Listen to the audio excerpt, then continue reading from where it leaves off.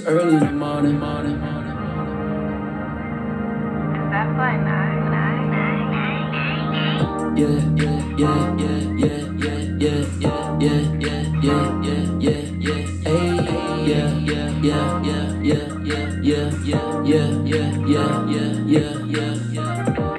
Couple down my arm race. Like a caterpillar, they harmless. Got good aim, hit the target. Deals on the table, let's bargain. I was on a boat in Florida, see right through the water. I'm popping tags on Melrose, I'm shopping in California. Hard times can't fold up, acting like they know us. I stuck my pockets till they bust. Back then couldn't get in cause told me it wasn't old enough. Now we popping, they begging up. I'm saying armed and dangerous. We get money just because. We get our money just because. We get our money just because. We get our money just because.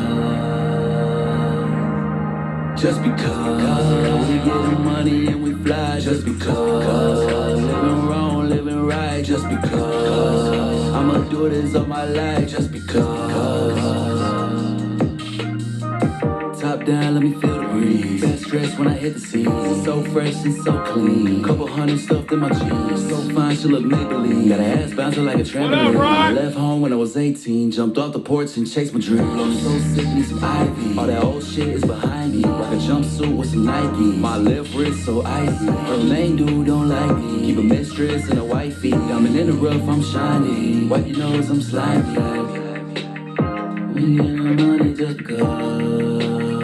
We get our money just because. We get our money just because.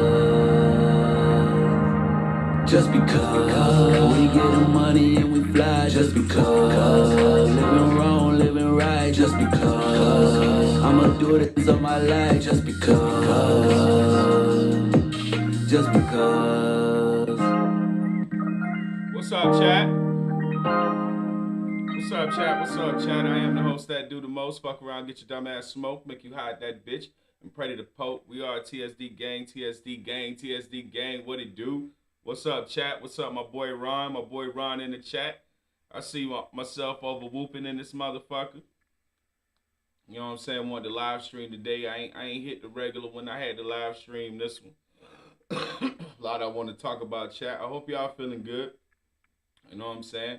Had to go live stream shorty on you. You know what I'm saying? Normally I don't live stream all the time because shit don't be acting, you know, how I wanted to be acting. But today is alright. Today the stream alright. So we gonna fuck with it. Man, time around chat. We gonna fuck with the screen. We gonna fuck with the screen, chat. Shout out to y'all, man. I hope y'all feeling good, man. I mean, I ain't gonna lie to y'all, man. Like I'm feeling so good, bro. Like, shout out to Fly for being in the chat. Last night we had a little flyathon, you know what I'm talking about. We're gonna do that again. Coming up soon for the I got a 48-hour stream coming up, chat.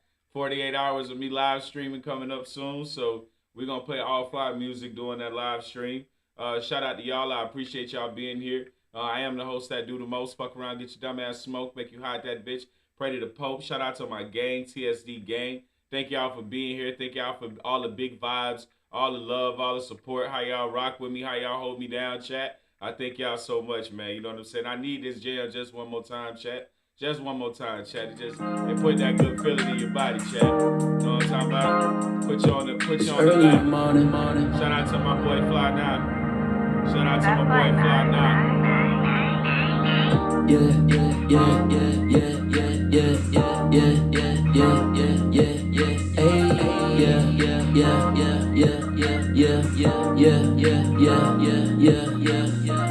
Couple down my arm race. Like a caterpillar, they harmless. Got good aim, hit the target. Deals on the table, let's bargain. I was on a boat in Florida, see right through the water. I'm popping tags on Melrose, I'm shopping in California. Hard times can't fold up, acting like they know. Shout out chillin'. Back then couldn't get Ham sandwich, spam and ham. Now we popping, they begging up. I'm saying armed and dangerous. We get money just because.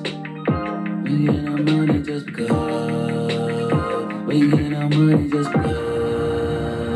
We get our money just because. Just because. We get our money and we fly just because. Living wrong, living right just because. I'ma do this all my life just because. top down, let me feel the breeze. Best dressed when I hit the scene. So fresh and so clean. Couple hundred stuffed in my jeans. So fine, she look Maybelline. Got her ass bouncing like a trampoline. I left home when I was 18. Jumped off the porch and chased my dream. I'm so sick, need some Ivy. All that old shit is behind me. Rock a jumpsuit with some Nike. My left wrist so icy. Her main dude don't like me. Keep a mistress and a wifey. Diamond in the rough, I'm shiny. Wipe your nose, I'm slimy. We ain't getting no money just because. We ain't getting no money just because. We ain't getting no money just because. Just because. We getting money and we fly just because. Living wrong, living right just because. I'ma do this all my life just because. Just because. Shout out to my boy Fly. Shout out to my boy Fly. This is what we do, chat. We gotta support our own. We gotta support our own, chat. We gotta support our own, chat. Shout out to my boy Fly. Always stopping by the show. We definitely appreciate Fly stopping by the show. I got an amazing one for you tonight. We live streaming, baby. Y'all know when I'm able to get this computer working right and I'm able to show y'all stuff on screen. We're able to have this conversation back and forth. Y'all know that's the best for me, man. Like, you know, I'd rather every show go this way. Shout out to my boy Ron, the super God mod in the building. Shout out God mod Ron. Yeah, chat. I feel like, you know, this is how I really want to do things, so we can see it on screen and we can all talk about it together. To me, that's a real live stream. You know what I'm saying? I like talking to y'all on cam like we do, but preferably this would be, you know, what I would want to do as far as a live stream. Got my camera angles. I can swap out cameras. No, I can't swap out camera. I can swap out, you know what I'm saying, motherfuckers. So, yeah, man, I just appreciate y'all, man, giving me the love, giving me the opportunity to rock, do my thing, you know what I'm saying, be the live streamer that I know I can be the greatest I know I could be, chat, you know what I mean? You always, especially when it comes to this shit here, man, you always want to put yourself in a big dog, top dog position, you know what I'm saying? That's important for me, to be a big dog when it comes to this creative shit, you know what I'm saying? A lot of people, you know what I'm saying, they don't want to see you big dog it the way you you're supposed to. But I'm gonna keep doing it. So what we gonna get into first? I got one of my favorite creators we finna watch. One of the dopest YouTube channels I think that's out. You know what I'm saying? She just comes with a perspective of just holding. You know what I'm saying? Really Grace. I think her name Really Grace or Truly Grace. So I really appreciate her content. I appreciate everything she put out. So we're going to run this with chat. We're going to see what's going on with the language.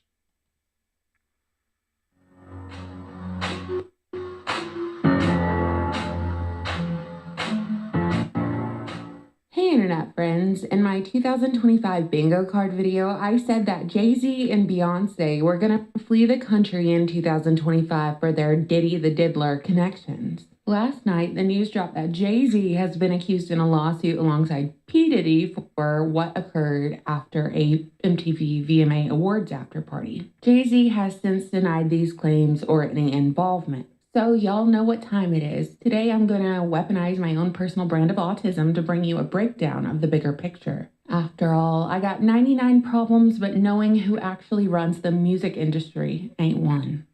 Big Dick Deviants is all catching hell in 2024. It's up for all of them. It don't matter if you Diddy or whoever you is. All lies will be exposed. That's all. And anyone who takes that the wrong way, know why they take it the wrong way. The truth is the light.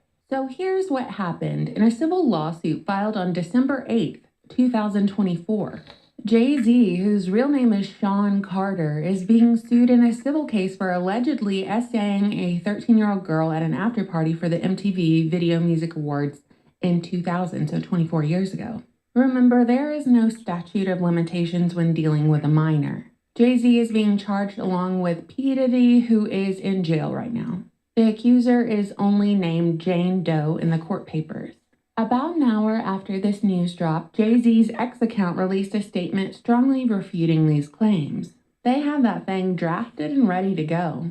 He referred to the lawsuit as a blackmail attempt and characterized the allegations as so heinous in nature and idiotic. Jay-Z has attacked Tony Busby, the lawyer, for what he considers to be an unfounded legal strategy. And also, Jay-Z has declared his plan to reveal the lawyer in a very public fashion.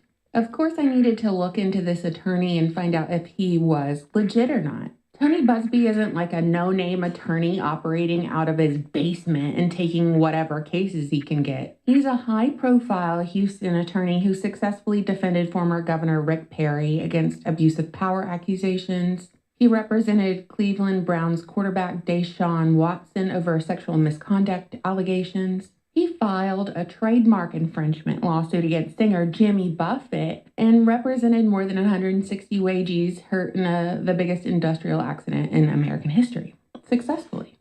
So last night, Busby posted a picture of himself in his Marines uniform and wrote, quote, "Despite a coordinated and aggressive effort that has included harassing my kids, contacting my clients and former clients to encourage them to sue me, contacting my colleagues or former employees asking if I've abused them, showing up at my current employees' homes to harass them, filing frivolous cases against me and my law firm, defaming me with outrageous assertions to anyone who will listen, and having mysterious people follow me and my family, I'm still that guy.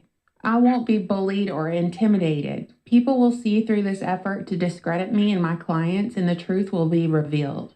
I also won't allow anyone to scare my clients into silence. Sunlight is the best disinfectant, and I'm quite certain the sun is coming." End quote. So while not explicitly stated, everyone thinks he's talking about Jay-Z. And now you're caught up. And listen, could it all be fake and a distraction and a waste of time to talk about? Of course. Sure, of course it could. Now, chat. Now, y'all look at this. Y'all look at this now. All the same tactics that they all use, following people, trying to make people scared, trying to fuck with people's kids. This, hey, y'all know Jay-Z known for this now. Let's not act like Jay not known for this, chat. He known for this shit. False allegations. The false allegation strategy puts something out as easily debunkable, so the allegations to follow are written off in the minds of the masses as false, since the first one was. As far as strategies go, not a bad one, but I'm of the mind that where there's smoke, there's fire, and there was a reason I put Jay-Z and Beyonce on my bingo card, and I'm going to explain why now. The music industry is really grimy and totally controlled, just like Hollywood, as it influences culture and societal norms. And now this is controversial, usually gets me in trouble. Specifically, Black hip-hop is largely controlled by tribe members, like Clive Davis, who founded Bad Boy Records with P. Diddy, who was P. Diddy's mentor, and Liar Cohen, Jay-Z's mentor, who is also known as the tall Israeli who runs the rap industry. He debuted with Def Jam Records, leading Warner's music group, and now he's head of YouTube Music since 2016, I'm pretty sure. Cohen landed Jay-Z with his music label Rockefeller Records in 1997. Keep in mind, it's spelled differently than Rockefeller, like Rockefeller Oil or Rockefeller Industry. But there's a reason why these clowns were able to run with this name and no pushback.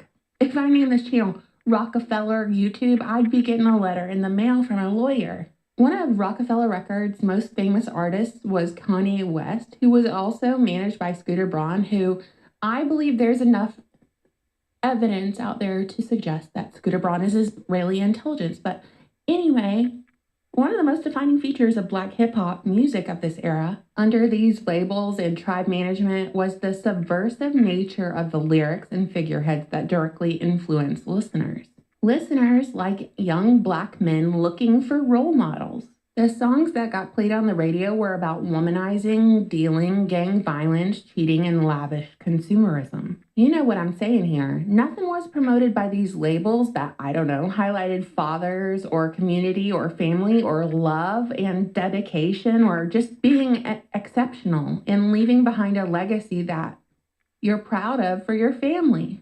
All that was promoted was an endless cycle of crime that would inevitably keep you away from a life of love, fulfillment, and actual productivity. That's right. And listen, I'm not saying that the music wasn't catchy or that I'm clutching my pearls or anything. Like always, I just call it like I see it, and tribe members selected minions who would perpetuate an image to their young, impressionable followers that this pathway to success and happiness was paved with big booty bitches and titties and guns. And they made these blackmail figures show up to award shows and parties in dresses and heels and weird little humiliation rituals, and now it's all making sense within the context of P. Diddy. We know they were being essayed and blackmailed behind the scenes. Men having sex with other men is all very aggressively homosexual. I'm just going to point that out there. Meanwhile, they're in the studio singing about big booty bitches. But the takeaway here is subversion. Don't forget it. A lot of people are curious about the status of P. Diddy. Status of what? No comment from Clive Davis on P. Diddy. And being a crackhead wasn't cool. Now it seems like they're making it cool to be drinking lean and syrup and it's the most dangerous. It's the most dangerous thing that's facing our society. Are you so why sign an artist that would promote that? Because I already answered that question. You weren't paying attention. She asked me talent or issues, and I said talent. And when the whole Pizzagate era was ongoing, circa 2016, this Serbian lady, Marina Abramovic, was all over it with the spirit cooking, which is her signature occult performance art form of writing words in bodily fluids like blood or other bodily fluids with violent messages. And this lady has a page on the United States State Department website. And Zelensky even asked her to be a Ukrainian ambassador and rebuild schools for the children. Tell me, would you let this lady babysit your children? Would you? Hard pass for me. And she wouldn't even be noteworthy, but she got on everybody's radar after WikiLeaks leaked John Podesta's emails, and he was invited to one of her performance art dinners where she was doing the bodily fluid spirit cooking. Your tax dollars at work. Anyway, I started to notice that Microsoft Bill Gates and Lady Gaga and Jay-Z, who are all like Saturn's rings around this political circus, right? Were all collaborating with Marina Abramovic. So Jay-Z does this whole ritual event with Marina Abramovic, and they're seen together at some dinners, and then I noticed that Jay-Z and Beyonce are suddenly cozying up to the Obamas. Very cozy. Jay-Z had campaigned for Obama, and also as an aside, Jay-Z and Beyonce started living together when Beyonce was 19 and he was in his 30s. And apparently they met when she was 16, but I digress. I guess that's not illegal in some states. Anyway, Beyonce sang at the Obama inauguration ball and then sang the national anthem at the inauguration. Like, you get the point I'm making here. They're cozy with the top dog. And for that reason, I think it's safe to say that Diddy will go down, but Jay-Z, especially with this whole presidential friendship, will be a lot harder to take down because it blows down the house of cards if he goes down. It's all very sinister, and it seems like the whole industry is afraid of Jay-Z and Beyonce. In 2016, Kanye West, at one of his concerts, went on a big rant about Beyonce and Jay-Z and begged Jay-Z not to kill him. Jay-Z called you. Hey, bro, Jay-Z, I know you got killers. Please don't send them out my head. Just call me. And ever since this Diddy stuff came out, everyone has been pointing out how all of the music industry is allegedly terrified of winning a Grammy over Beyonce. So much so that each time someone other than Beyonce wins, they dedicate the Grammy to her. My artist of my life is Beyonce, and this album for me, the Lemonade album, was just so monumental. Beyonce, whew, you changed my life. You sang that gospel medley and the way you made me feel. I'm really happy for you. I'm gonna let you finish. But Beyonce had one of the best videos of all time. All of these revelations have called into question about Kanye's motives when he jumped on stage and interrupted Taylor Swift's award acceptance speech, saying, "I'm going to stop you right there." But Beyonce had one of the best videos of the year. Was Kanye trying to protect Taylor Swift? That's really when his whole villain arc began. But was there something else going on behind the scenes, or is it all one big show? I suppose both points can be true simultaneously. It's real, and it's also one big show. Satan's minions fighting one another, bread and circuses. Either way, I'm feeling like I might get a bingo early on in the year. What do you think, internet friends? You know, I love reading your comments. Thank you so much for I didn't. Hey, that's why I like. That's why I like really Grace. Hey, I love all the content she put out. She always come with different perspectives. She always gonna come with them bangers. She always gonna come with that heat and let y'all know like, hey, these people ain't who they claim to be. It ain't all how it's cooked up to be. It ain't what you think it is, chat. And that's what I'm here for. You know what I'm saying? That's what I'm here for. I know that other YouTubers, they have other messages. They're here to, create like super fun content and all that stuff. I understand other people have their lane in YouTube, but me, I'm here to talk about like I want to hear the real shit. I want to hear the real shit, what's going on. So when I'm streaming, like, yes, we're gonna be talking about the deep spiritual aspect of a lot of things, but also like I stream so we can have a background to what we're talking about too. Like we are seeing what's going on in the public. You know what I mean? So I love y'all, chat. I appreciate y'all. I appreciate y'all for rocking with me. Please like, subscribe to the channel. I am D Miles, the host that do the most. You know what I'm saying? We gonna keep cooking, chat. You know what I'm saying? I appreciate everybody, man. I'm a happy YouTuber, man. I'm a happy YouTuber. I built a pretty big community. I got some dope people that rock with me, man. I'm a very happy YouTuber, man. So I appreciate you. They got me feeling like I'm academics. Can't run away. All right, let me hit this Meek Mill topic real quick.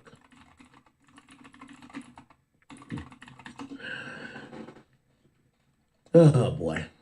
So Meek Mill. Meek Mill's in Dubai, and like all of these Negroes that go to Dubai, they go to Dubai and they're getting spoiled and wined and dined by some sheik. Okay? None of these Negroes are going to Dubai and spending their own money. They're over there and they're getting spoiled like concubines, except we just don't know if they're, let's be honest. When you usually see people in Dubai and they're not working, it's because a sheik flew them out to fuck. Now, we see that with women a lot and we hear the stories about women third. But when you see a bunch of these Negroes in Dubai, you now got to start to wonder, the fuck are you doing there? Why the fuck would a sheik want you over there? And when you over there posing with all that niggas' cars and shit like that, what the fuck are y'all doing? Anyway, Meek Mill posted up something that showcased me talking about Meek Mill and his career being affected because... Now, chat, y'all know these niggas is mortal enemies. These niggas got real beef. Like, Act and Meek don't like each other. So, I know Act is finna go completely the fuck off on Meek Mill is the reason why I'm playing this. It is the only reason why I'm playing this. Act finna go off on Meek. I already know it's finna happen, chat. It's coming in a couple seconds. Not that he's independent. Couple seconds. But because of his ego. Now, I said multiple things, and I'll say it again. What I'm saying is things that I know as a fact. I'm not saying things that I'm only just guessing about. Meek Mill previously had said, after Drake filed the lawsuit, y'all thought I was joking. And he's been consistently saying that he feels like the industry has had it in for him. I gave him the harsh truth. Meek, everybody in these labels think you're an asshole. You know this, you never spoke to that, right? The people who work for you, your digital people, thought you were an asshole. They thought you were a piece of shit. They didn't like you. They didn't like the guys you were with. They didn't like nothing about y'all.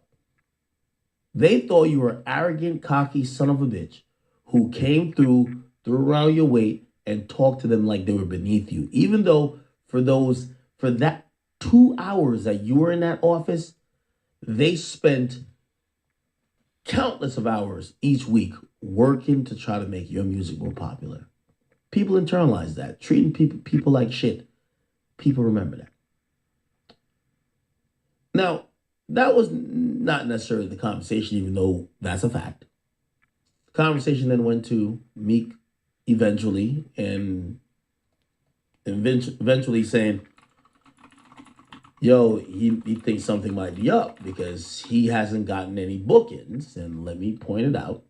He says he hasn't gotten any bookings. And let's read it. He says, I went indie. My last two offers were Finland and Portugal. Big festival shows. By the way, both are out of country. Let's look at it. It was Rolling Loud, Portugal. We'll get a date on that. That was 2023. You see, in Portugal, you could put Meek Mill as a headliner. He headlined on a July 7th, 2023 festival. Okay? Other than that, and by the way, he's been independent since after wins and losses. So in the last year and a half, he says he got this offer, which is headline Rolling Loud overseas. And then he got another offer. And the offer was Meek Mill Finland concert. Both were festival. And this festival in Finland was called Blockfest.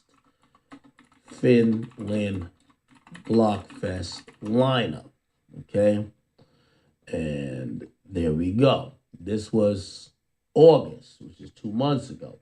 The two headliners was Meek Mill and 21 Savage. Meek Mill headlined the date of August 16th, and August 17th was headlined by 21 Savage. Now, Meek Mill, in responding to what I said, because the reality of it is this. Here it comes, chat. And I don't care what he says or anybody says. The reason why Meek Mill ain't get mad bookings since he went independent is because Meek Mill thinks he's still relevant. The mere fact is that Meek Mill used to get hundreds of thousands of dollars to perform. And if you're doing a show in the United States, and it does matter if it's United States, because after 6ix9ine couldn't get booked in the United States, he went overseas and got booked multiple times, okay? Multiple times for $500,000. So they'll pay even after you fell off. And you usually, and again, I don't want to make overseas just seem like a place that just compensates people who fell off. But people who are overseas, right? People who are overseas, Yo, chat. So what he really getting at is like, bro, you just don't want to realize you fell off. You know what I'm saying? And a nigga honestly shouldn't have to tell you that. Like, I get it, bro. You don't want to act like it, or you don't want to admit that you fell off. But, you know, when you fall off, bro, you get treated a certain way. That money that money don't show up the same way when you fall off. A podcast with Riverside. I'm telling you, it don't. It don't feel the same. It don't show up the same. Your popularity don't feel the same. Nothing feel the same when a nigga fall off. You know what I'm saying? Like, just period, chat. Just period. And you can pretend, you can try to act like you're doing something. But once you fell off, once you out of the game, you out of there. You know, it's like almost like a one-hit wonder, like a Nilly Vanilli. You know what I'm saying? It's like once you out the game, like you out of there. Ain't no real coming back from it. You know what I'm saying? I got this one thing because I was talking to y'all about this Aleister Crowley shit the other day. So I'm trying to get this video to come up. Y'all know when I'm on live, this shit has a mind of its own. So I have to, you know what I'm saying, walk my way through this shit. But I'm used to it by now. Fight through it. You know what I'm saying? It's nothing. I don't think they want me to play this video for y'all though. I think it's important because they mentioned something that's like, it's like high level important in this video. You know what I'm saying? And I see they keep playing every one but the one I'm trying to play right now. It's very interesting, YouTube. Very interesting how you guys, you know, how y'all operate.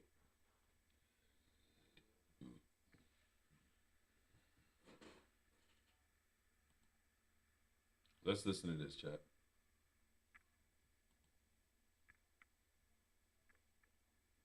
Like this have had. Persians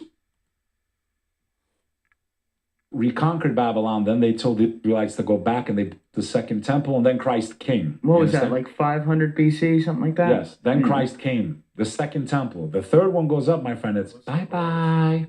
When you see that temple, wait for the one-eyed liar. Wait for a human being who will appear. I promise you. Remember this if you're watching this show. Then you're going to know who told the truth or not. You will see a human being who will have powers that no human being has. He will speak things and have power when the world is in complete and utter destruction. Now look, chat. Now chat, look. Why is my, now all the videos I done played, chat, why is my live stream messing up when I'm playing this? You notice that? Now all of a sudden it's sputtery. Now we done had a normal ass live stream. No messing with nothing. Everything been great on the live stream. Now all of a sudden I play this on brand with what we be talking about, and y'all see like the bandwidth for the video ain't good. Now Academics just had the long ass video we just watched, right? Long ass video, right? Nothing go on wrong with the video. Soon as we start talking truth, soon as we start getting into a good conversation, here we go with the shenanigans with YouTube. So I be telling y'all, man. Ask yourself, if you don't know who this person is, you have no idea of the world we live in and the influence people like this have had. Persians reconquered Babylon, then they told the Israelites to go back and they built the second temple, and then Christ came. What was that, like 500 BC, something like that? Yes, then Christ came, the second temple. The third one goes up, my friend, it's bye-bye. When you see that temple, wait for the one-eyed liar. Wait for a human being who will appear. I promise you. Remember this if you're watching this show. Then you're going to know who told the truth or not. You will see a human being who will have powers that no human being has. He will speak things and have power when the world is in complete and utter destruction. Famine, starvation, global warming, whatever you want to call it, wars. This guy's going to appear promising you food and all this stuff and peace and all that. But remember, he'll have two eyes. One eye will look like when you pop a grape. He'll have one eye that's damaged. He will be the one-eyed liar, the false Messiah, because the only true Messiah is Jesus Christ. When Jesus came. Look at that, chat. We're not even doing nothing. We're not even doing, I'm telling you, YouTube is fugazi, bro. When I tell y'all, when you really standing on business and really putting out a good message for the people, boy, this YouTube shit get fugazi, like real quick. Like real quick. Back the first time he came for the Look. Israelites. They didn't listen. They fell from grace. They lost their connection for revelation. This is what the Muslims believe. Mm-hmm. So then from the house of Isaac, God went to the house of Ishmael for the final revelation. They don't believe Islam is a new religion. They believe because we allowed the corruption. I believe in the gospel of Jesus Christ. We don't have his gospel. We have Mark and Luke and Matthew and Paul, who wrote half the Bible. Paul, someone that was executing Christians. Okay? This is the theory the Muslims have. Whoever betrayed Jesus Christ was the one that was hung on that cross. How can you forsake yourself? If you're a Christian, ask yourself, how can you forsake yourself if you're God? And a God doesn't pray. A God gets prayed to. So who's Christ praying to in Matthew 26? Pull it up. But this is not what we were going to talk about today, Julian Dory. So this was the counter of what the advocate is from the Christian perspective. Yeah. Wait, say that again. Christians better start learning Aramaic. I got your mic on. Yeah, so this is what the Christians refer to as the advocate. You guys they try to pass it on as the Holy Spirit. Let them read it.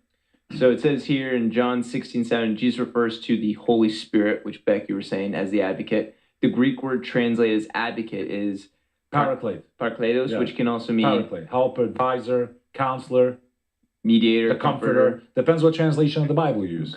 Yeah. All right, in a human court system, an advocate speaks for the client's rights, similar to a lawyer. In John 16, Jesus is referring to the Holy Spirit as a mediator who will allow him to continue to be with his followers, even though he is now physically present with them. I'm asking Christians, you want to unlock the truth? Dig deep into these verses. Stop going to people that give you biased information. Learn Aramaic. Right. I'm not Arabic, but when I pray in Arabic. Why? To preserve the book. That's why every Muslim on earth prays in Arabic. These books were taken from ancient Aramaic, Hebrew, converted into ancient Greek, not spoken anymore. Ancient Greek to ancient Latin, not spoken anymore. From Latin into English, lost in translation. It is a huge... And if you need a reminder, and I'm going to finish with this. If you need a reminder, there's 10 commandments. So why didn't God tell us about this first? Well, he's trying to trick us? All of a sudden we have this, we have this, we have that. No, he said, I'm one. Only worship me. Don't worship anyone else. Don't pray to the creation. Pray to the Creator. Period. Right. So, but this is also a huge issue because when you look at even like the English, just one language, the English translations of the Bible, there's fucking 15 for every verse. You know, I was and who's King James to make his own version? He left out 7 or 8 books from the Douay Bible. Yeah. Okay? Who gave him the authority? So, again, this is not what this episode was supposed to be about. I don't care, Beck. It's fine. You're making it about this. It's good. Just don't keep saying that. But I want to get back to the aliens, man. All right. I just want to talk about the aliens. Let's get you your piss break. When we come back, we'll be on the aliens. How about that? Is that good? Respect to everybody. All right, cool. All right, we're back. So you want to talk about, you've been putting at this the whole time. We started with some alien stuff. We got that into the demonic realm. I think it's really good we covered that. I think that's all, it's all interrelated. So you're doing fine. But you look at some of the alien stuff through the lens of things you've hinted at today, including like the guys like Aleister Crowley. Am I right about that? Absolutely. Can you explain that, please? Yes. So, okay, Chad. Regardless of what faith you are. Okay, Chad. I've been teaching y'all forever about Aleister Crowley, who Aleister Crowley is, and now you're going to hear somebody talk about Aleister Crowley from their own perspective. You're not hearing it from me. You're hearing it from somebody. I don't even know this guy. I've never seen him. I watched this beginning of this episode, like the first 4 minutes of this episode I've watched already, but I haven't watched this part. So now you get somebody else's perspective on what and who they think Aleister Crowley is. Demonic realm. We believe the devil is real. That's whether you're a Jew, Christian, or Muslim. We have the same bad guy. Okay. I explained earlier that species lived on Earth long before humanity. I explained that they have powers that we don't have. Okay. They have certain abilities that we do not have. And we learn most about this from the prophet Solomon, who's also in all 3 faiths. This is why the Masons, the Illuminated ones, they're always doing rituals with the 2 pillars, which represent the Solomon's temple. Solomon was a prophet that God gave the power over this dimension and the unseen dimension. We know in science that there's more than one dimension. This is what they say now. All of them say it. There's more than one dimension.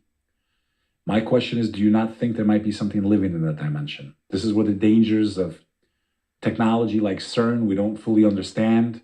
I think they may be opening wormholes to parallel dimensions where that demonic realm may be able to come into our realm with their powers.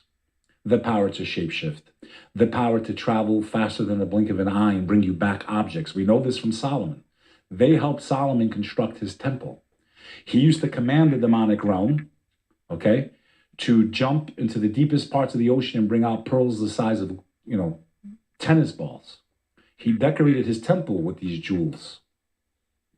We know that when he summoned the Queen of Sheba, which is present-day Ethiopia, she had a massive throne. This is in the Quran. You can also pull it up. And he told the jinn, the demonic realm, to bring back this massive throne before she made it to his kingdom physically. So she was already en route. He made the demons bring her throne in the blink of an eye. So when she appeared there, she's like, this is my throne. Like, how is my throne here? And then she realized that Solomon was a prophet of God with the powers granted to him by God. Okay? We know that they can shapeshift from the story of Cain. We know that they can inspire thought and attack us. This is the only thing about Solomon. When we talk about Solomon, this is the thing about Solomon. See, Solomon started controlling the demons for a totally different reason. And we're going to get into that. That's going to be a good episode to figure out why Solomon and how Solomon was able to control these demons. It was a special ring. It's a special ring, too. But how was Solomon and why? Why did he have to control demons? Why did he have to come up with demonology? Because they say demonology was created by Solomon. So why? Why was demonology created by Solomon?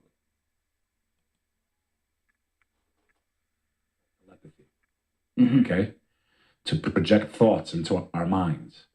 That little cartoon with the angel and the devil on your shoulder, that's real. They follow us everywhere we go. They know how we think. They know what we talk. They know what we speak. They know if you're upset at your wife, you should get revenge on her. It's that thought that you think is yours. It's not. Jeffrey Dahmer, or whoever it was, Son of Sam, that was the dog was telling him to do it. Yeah. By the way, one of the most favorite creatures to take shape of is a dog. Why? This is based on the Islamic tradition. Snakes and dogs. I really want a man that isn't afraid to take things. That's why I say, chat, you got to be aware. You got to keep your eyes open. You got to listen.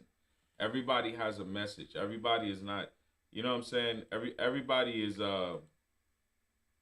not sleep. You know what I mean? There's a lot of people that are just sleep, that just don't want to wake up to the fact of like what things really are. They just rather be a fucking sleep, which is fine. But that's I don't think that's your lot in life. More than anything you know else. what I mean? I don't know why. It's very common for their species to do that. Where the dog whispers in your ear? No, but to take the form of a dog. Yeah. Okay? I truly believe pets, animals, can see that dimension. That's why sometimes a dog is screaming and you don't know why. They are seeing what you can't see. Or a squirrel. No, I mean like if there's nothing around and just for no reason barking and barking and barking in your house, they probably just saw one of these demons in your home. They can see things we can't see. Their eyes may not be shielded the way ours are. Because if we could see these creatures, then we know that the test that we're in to, the test of humanity, living this life, finding God, being righteous. If we knew that the devils were 100% real, then we know that heaven's real. If we could see God once, we wouldn't act to our true nature. We would say, well, God is real. I don't want to go to hell. And common sense would override what we would actually do. That's why we don't see God. If we saw him, then we would all be like, he's real, hell's real. I don't want to go to hell forever. I'm not going to kill people. I'm going to behave. That's why we can't see him. It's like seeing the answers to the test while you're taking the test. But this dimension, okay, they live parallel to us. One of my theories is just like they helped Solomon build his temple, is that either A, they had built these temples and these pyramids themselves, or B, the communities that worship these beings gave them the knowledge how to do these things, or even help them construct these things. So you're saying... Remember, they were sacrificing people left and right, the Aztecs, pulling hearts out. That was to these demonic beings. So these demonic beings are what Aleister Crowley drew? Summoned. Well, Aleister Crowley, ask yourself, guys, we don't have hours and hours to go over this stuff. I've spoke about this on many podcasts. I did it with Nino Rodriguez, former heavyweight boxing champion of the world. I did this on Danny Jones, and I'm doing it here with you. Ask yourself, if you don't know who this person is, you have no idea of the world we live in and the influence people like this have had. And I have to agree. You want me to read I have to agree. I'm so sorry to cut that off. I have to agree. If you don't know who Aleister Crowley is, you're not going to understand the Diddy stuff. You're not going to understand the Jay-Z part. You're not going to understand Harvey Weinstein. You're not going to understand Jeffrey Epstein. You're not going to understand XX dying. You're not going to understand the death of Juice WRLD. There's so much connected to, you're not going to understand police brutality, our government. It is so much that is connected to Aleister Crowley and how our society and how the people control our society function based off the teachings of the Dark Lord of the B666, Aleister Crowley. It is, if you don't know who he is, it's very hard to understand how our world functions, truly functions, because they all follow him. They all follow the teachings of Aleister Crowley. Aleister Crowley is the key to understanding that most of the technology we have today, this alien agenda, all goes back to him.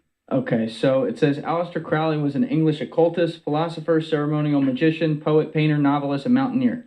He founded the religion of Thelema, identifying himself as the prophet entrusted with guiding humanity in the Aeon of Horus in the early 20th century. Prolific writer, he published widely over the course of his life. Born to a wealthy family in Royal Lamington Spa, Warwickshire, Crowley rejected his parents' fundamentalist Christian Plymouth Brethren faith to pursue an interest in Western esotericism. He was educated at Trinity College at the University of Cambridge, where he focused his attentions on mountaineering and poetry, resulting in several publications. Some biographers allege that he was recruited into a British intelligence agency, very interesting, further suggesting that he remained a spy throughout his life. In 1898, he used the esoteric Hermetic Order of the Golden Dawn, where he was trained in ceremonial magic by Samuel Liddell MacGregor Mathers and Alan Bennett. He went mountaineering in Mexico with Oscar Eckenstein before studying Hindu and Buddhist practices in India. In 1904, he married Rose Edith Kelly and they honeymooned to Cairo, Egypt, where Crowley wrote down, quote, the Book of the Law, a sacred text that serves as the basis for Thelema, which he said had been dictated by a supernatural entity named Aiwass. Announcing the state of the Aeon of Horus, the book declared that its followers do what thou wilt and seek to align themselves with their true will through the practice of ceremonial magic. And that's the opposite of what the word Muslim means. Okay. Muslim means one who submits their will to God. So if you're doing as thou will, you're following your desires, you're following the demonic realm. Okay, I'm just going to finish this part. So after the unsuccessful 1905 Kanchenjunga expedition and a visit to India and China, Crowley returned to Britain, where he attracted attention as a prolific author of poetry, novels, and occult literature. In 1907, he and George Cecil Jones co-founded an esoteric order, the AA, through which they propagated Thelema. After spending time in Algeria in 1912, he was initiated into another esoteric order, the German-based Ordo Templi Orientis, rising to become the leader of its British branch, which he reformed in accordance with his Thelemite beliefs. Through OTO, Thelemite groups were established in Britain, Australia, and North America. Crowley spent the First World War in the United States, where he took up painting and campaigned for the German war effort against Britain. His biographers later revealed that he had infiltrated the pro-German movement to assist the British intelligence services. In 1920, he established the Abbey of Thelema, a religious commune in Cefalù, Sicily, where he lived with various followers. His libertine lifestyle led to denunciations in the British press. The Italian government evicted him in 1923. He divided the following 2 decades between France, Germany, and England and continued to promote Thelema until his death. Crowley gained widespread notoriety during his lifetime, being a drug user, bisexual, and an individualist social critic. Crowley has remained a highly influential figure over Western esotericism and the counterculture of the 1960s and continues to be considered a prophet of Thelema. He is the subject of various biographies and academic studies. Whoa, there's a lot. And who's his best friends? L. Ron Hubbard, founder of Scientology, a religion that tries to convince us we were created by aliens. It's not a religion. And if you don't know who L. Ron Hubbard is, boy, you definitely got to look into L. Ron. L. Ron Hubbard is a weird ass dude. Started Scientology. He the one that got you see Tom Cruise and all them weird motherfuckers. L. Ron Hubbard. You ever want to know why motherfuckers is weird? Tom Cruise. A lot of them motherfuckers are Scientologists. They're not gonna tell you who they is. They're not gonna tell you their names. But I can guarantee you a lot of these celebrities, a lot of these so-called people are either Thelemites or Scientology or some form of both, really. I mean, when you think about it, they all kind of like part of the same little clan and group of people. You know what I mean? These pseudo religions. You know what I mean? So when you think about the Thelema, when you think about Scientology, they all come from like the same. Like one L. Ron Hubbard, the one who made Scientology, he was a science fiction writer, and he was telling people like, "Hey, I'm gonna go ahead and make me my own religion, make me some money." And people were like, "Okay," like not really believing him. You know what I'm saying? But that's the type of time he was on. He was like, "Oh, I know to make my own religion. I can make my own shit and have people follow me." And this is how you guys end up with Scientology. You know what I'm saying? This guy was a science fiction writer. You know what I'm saying? So I always keep that, like I said, I always keep that type of stuff in mind where, like, you know, these people don't really give a fuck about us or anything we got going on. You know what I mean? If you're not a part of their crew, you know what I mean? If you're not a part of their crew and you're not a part of what they now I want to get into this thing about Billy Carson. Anybody in the chat know who Billy Carson is? Billy Carson so-called got exposed the other day. I'm not saying Billy got exposed. I look like Billy saying he got exposed. So, you know, I'm not the one who gonna make the determination whether the man was exposed or not, but it looked like he was. And showing up at somebody's house at 2 a.m, definitely looked like he had some problems. This is the guy I think that Billy ended up having the issue with. But he talks about something very significant here. So I do want to get into this this point about what he's talking about here. Shout out to Billy Carson too, man. He's made a living on man's life would change if he preaching his talk and his rhetoric about Thoth and the Book of Enoch and the Bible and things like this. But yeah, let's get into this right here. One of the issues is that we often refer to a bunch of these things as angels. Angel is not what the thing is, it's what the thing does. So listen, I want to get to one more main topic in here, and then we're going to do a Patreon episode. There's going to be stuff in there. We'll talk about the Templars. We'll talk about evolution. We'll talk about the biblical timeline. That. But on the actual episode here, just because we talked about it earlier and got off, but instead we come back, some of the other fan books, quote unquote, of the Bible, you got things like the Book of Enoch, Nephilim. My buddy Mark Gagnon actually just did an episode with a guy that I haven't seen yet that's like popping off where they went into all this. So I got to check that out. Everyone check out Camp Gagnon, great show. But like, let's start with Enoch. Like, what's the history there, and what's like the arguments against that being a part of the Bible? Yeah, so we've talked about a number of documents that would fall into the category of apocryphal literature. And so apocrypha, the Greek word apokryphos just means secret or strange, and it becomes sort of the categorical term within early Christianity to describe anything outside of that which is canonical. So the canon is what's considered scripture, everything else is apocryphal. That doesn't necessarily mean it's heretical, but it just means it's in a separate category. Within the category of apocryphal, you also have documents that are sometimes referred to as pseudepigraphical, right? So think of pseudo, like a pseudonym, right? It's not your real name. Pseudo and graphe. It's a strange writing. It's not your, like pseudo means false, and then graphe means writing. So pseudepigraphical documents are documents like the Book of Enoch, which have a label of being written by a particular individual who it's largely agreed upon is not the individual. And so that's in a category of its own. The thing with Enoch is that it was never considered banned. It was always part of a group of Jewish literature, which was very important within sort of the Jewish understanding. So we've largely been talking almost exclusively, I think, about documents that post-date the New Testament documents. Right? So the Gospels that were written by the various Gnostic groups, those are after Jesus. Enoch comes before Jesus, and it's in a category of literature that was written between the last book of the Old Testament and the first book of the New Testament. So there's about 400 years there between, I mentioned, in the Protestant Old Testament, you have the last book is Malachi. Between Malachi and Matthew, there's a 400-year gap, which is sometimes referred to as the 400 years of silence, which is a bit of a misnomer because it wasn't silent. There was a whole bunch of Jewish literature being written, but there was this cultural understanding within ancient Judaism that the voice of God was not being communicated through prophets in the same way. So that's why it's sometimes referred to as that. However, the Jews are writing all sorts of things. And one of those things that they were writing on was the Book of Enoch. Now, we also need to be careful with the Book of Enoch because what we call specifically First Enoch, there's a First and Second Enoch. When the Book of Enoch is usually referred to, it's usually referred to, we're usually pointing to the Book of First Enoch.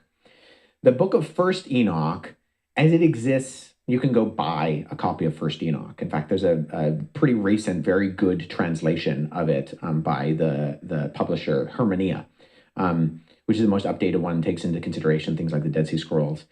And what you have there is a collection of various Jewish texts that span about a period of 200 years before Jesus and about 50 to 100 years after Jesus in multiple languages. So you have sections of the Book of Enoch in Aramaic, you have sections in Coptic, and you have sections in Greek. And those are all brought together in what we call First Enoch.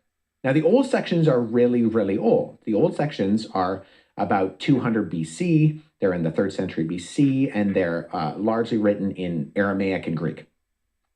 And those predate Jesus by a ways, and actually the New Testament shows recognition of it. In the book of Jude, it refers to a section of the Book of Enoch. So it's present in the Bible. Now, that doesn't mean they thought it was scripture, because we know unanimously they did not think it was scripture. Jude is simply referring to a piece of literature that they would have been familiar with to make a particular argument. Paul also quotes Menander, the Greek philosopher. He didn't think Menander was divinely inspired. He's just using the literature of the day to make particular arguments. But when we're talking about the book of Enoch, Jewish scripture occasionally refers to supernatural beings, like angels, like seraphim, like cherubim, like demons. But it doesn't really, or the Watchers is another one. Jinn? No, that's different. That's it's more yeah, Islamic. that comes along. That's about But the 600 jinn years is after. almost the same somewhere thing, it's like, though. God damn it, Julian. Yeah, no, the jinn are a separate thing. That they're entirely, they're good and bad jinn. They're not even in this sort of category. But so you have these things mentioned in the Old Testament, but they're never really explained. And so within this 400-year period between the Old and the New Testament, the Jews are like, okay, what do we think of this?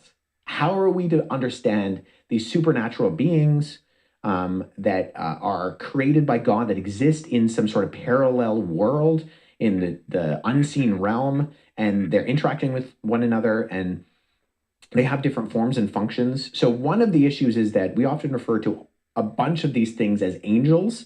Angel is not what the thing is, it's what the thing does. So malach in the Hebrew, or angelos in the Greek, means messenger.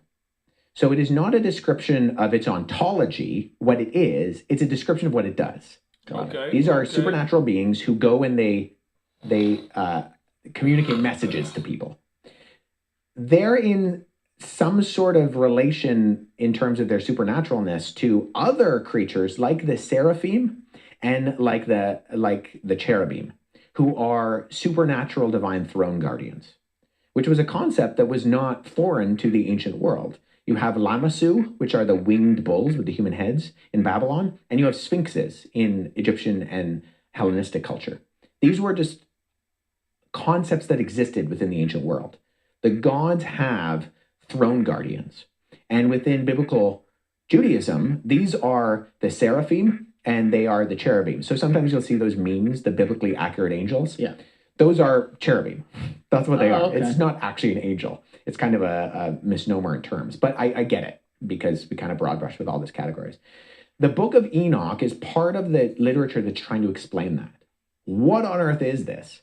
Actually, if you go back to my wesleyhuff.com, so every Monday I do these posts that I call Manuscript Monday. So if you go back to the homepage, click that, scroll down, and you'll see the blog post. Keep going.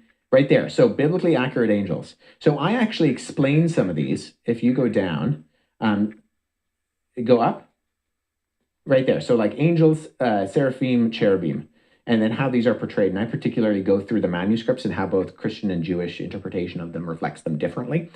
But these are these characters which the book of Enoch is trying to make sense of, along with demons. And so the way that they go about that is by capitalizing on the events that happen immediately before Genesis chapter 6 and the biblical flood, where you have the great-grandfather of Noah, Enoch, as this character who is explaining some of these fallen angels or beings. Genesis chapter 6 says that the sons of God saw that the daughters of men were pleasing to the eyes and slept with them. And that these created men of renown. And that's the word Nephilim. There it is. So the trickiness of this is that in ancient Judaism, when it's translated in other languages, Nephilim is almost exclusively translated as giants. But the word etymologically in Hebrew, Nephal, literally means to fall. So there's this whole narrative within ancient Judaism of these things are fallen angels. And so, but that's not the same thing necessarily in ancient Judaism as demons, and that's where it gets complicated. Okay, so I'm just reading the background here so people have it. The Nephilim, let me pull this over here so it's on the screen. The Nephilim are mysterious beings or people in the Bible traditionally imagined as being of great size and strength. The origins of the Nephilim are disputed. Some, including the author of the book of Enoch, view them as the offspring of fallen angels and humans. Others view them as descendants of Seth and Cain. The reference to them is Genesis 6:1-4. but the passage is ambiguous, and the identity of the Nephilim is disputed according to the Numbers 13:33. 10 of the 12 spies report the existence of Nephilim in Canaan prior to the conquest by the Israelites. A similar or identical biblical Hebrew term read as Nephilim by some scholars, or as the word fallen by others, appears in the Ezekiel 32:27 and is also mentioned in the Deuterocanonical books, Judith 16:6, Sirach 16:7, Baruch 3:26-28, and Wisdom 14:6. Yeah, so let me read that for us. When men began to multiply on the face of the land, the daughters of them were born. The sons of God saw that the daughters of men were attractive, and they took as their wives any they chose. Then Yahweh said, my spirit shall not abide in man forever, for he is flesh. His days shall be 120 years. The Nephilim were on the earth in those days, and also afterward, when the sons of God came into the daughters of men, and they bore children to them. These were mighty men who were of old, men of renown. So that's literally what the Hebrew says. And so it's not like the Wikipedia article accurately says, it's not entirely clear what's going on there. But Enoch is part of the Jewish conversation in trying to flesh this out. And particularly in the Book of the Watchers, which is the oldest book. And so that's what Enoch is. Now, part of the confusion about the Book of Enoch is because the Book of Enoch is never considered scripture by the Jews, but ends up in the Ethiopian Bible. And part of Ethiopian Bible. Yeah, so the Ethiopian Orthodox Church is like a wing of, you have these different sort of overarching denominations of Christendom. You have today Protestants, Eastern Orthodox, Coptic, Roman Catholic, and then the Ethiopian Church. And the Ethiopian Church, we know that around the 4th century, missionaries from Syria went down to what then was referred to as the Kingdom of Aksum, which is in modern-day Ethiopia, and they brought with them a whole host of literature. And part of this literature was New Testament books in Greek and the Septuagint, the Greek translation of the Old Testament, which at that point was finalized. And the Ethiopian church took all of this literature, which included literature that nobody considered scripture at the time, and they appear to have just been non-discretionary and included everything. So all of the debates that were happening in the Latin West and the Greek East about what was and wasn't scripture, they looked at that and they said, we're not really interested in that. We'll just take everything. So in being non-discretionary, they end up just canonizing everything, which leaves them with a canon of scripture that is completely unique and includes books like Enoch, which the ancient Jews and every ancient Christian didn't, well, actually, I should preface that. There were a couple of early Christians who said, we think this could be scripture, but then they accept when, all the debates happen that, okay, those are pretty good reasons where we're not going to accept it in the end. And so I don't know where the idea came from, but there is definitely a prevailing myth on the internet that the Ethiopian Bible is the oldest Bible. And that's not true. In fact, the oldest copy of the Ethiopian Bible, which is full in terms of a Genesis to Revelation copy, is 14th century. So it's a long, long time after. Shit. But there's a lot of talk online about Enoch, and particularly the copy of Enoch is in the Ethiopian Bible. He's talking about Billy Carson right there. Right there, he's talking about Billy Carson. He's saying a lot of talk, a lot of this and a lot of that, a lot of motherfuckers don't know what they motherfucker talk about, dog. He talking about Billy Carson right here, chat. Y'all listen up right here. He definitely talking about Billy Carson. Well, that's actually reflective of the original Bible because the Ethiopian Bible is the oldest. I don't know how that myth started. It's patently untrue. But what ends up being what we call the Book of Enoch ends up in its final form in the Ethiopic canon.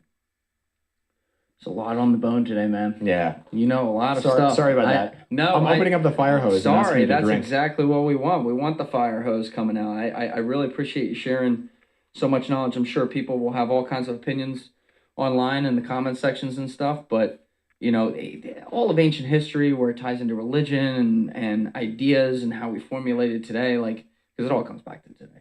It's so fascinating to me. So I appreciate guys like you coming in here and doing this. We're going to go. Yo, he shitted. Yo, he took that last couple seconds to shit on your boy.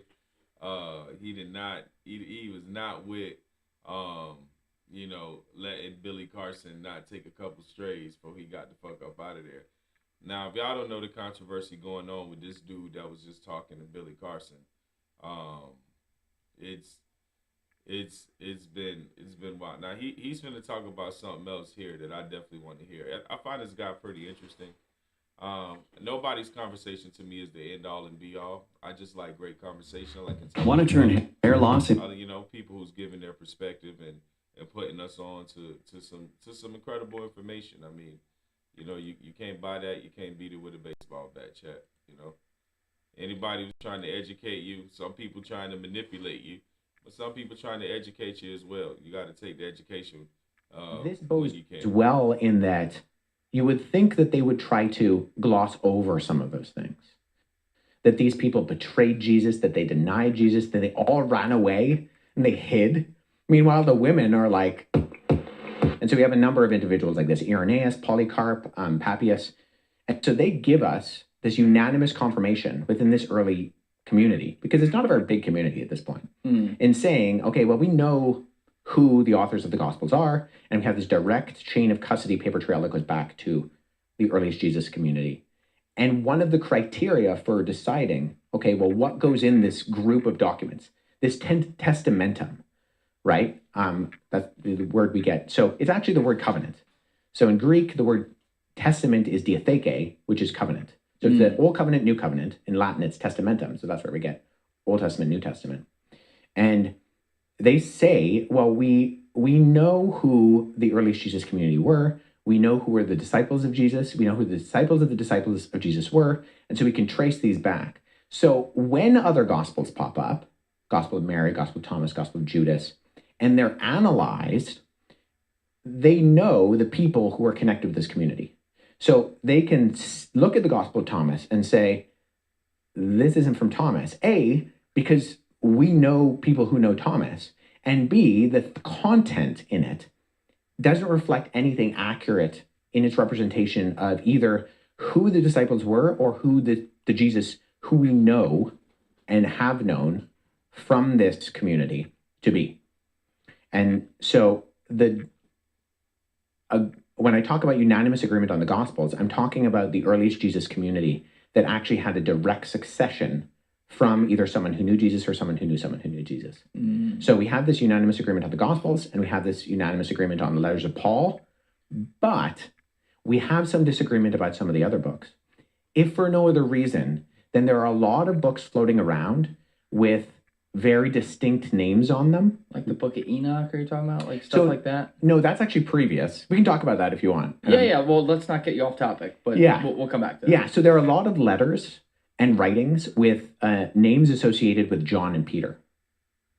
And so you have, we have a common name. Yeah, right. Well, you have the Gospel of John, but then you have 1st, 2nd, and 3rd John, and then you have the Acts of John, and you have the Revelation of John, and you have the Epistles of John. Like, you have to figure this out. Yeah. So there are some books where the church is like, okay, 24 of the 27, we can say we know where these come from.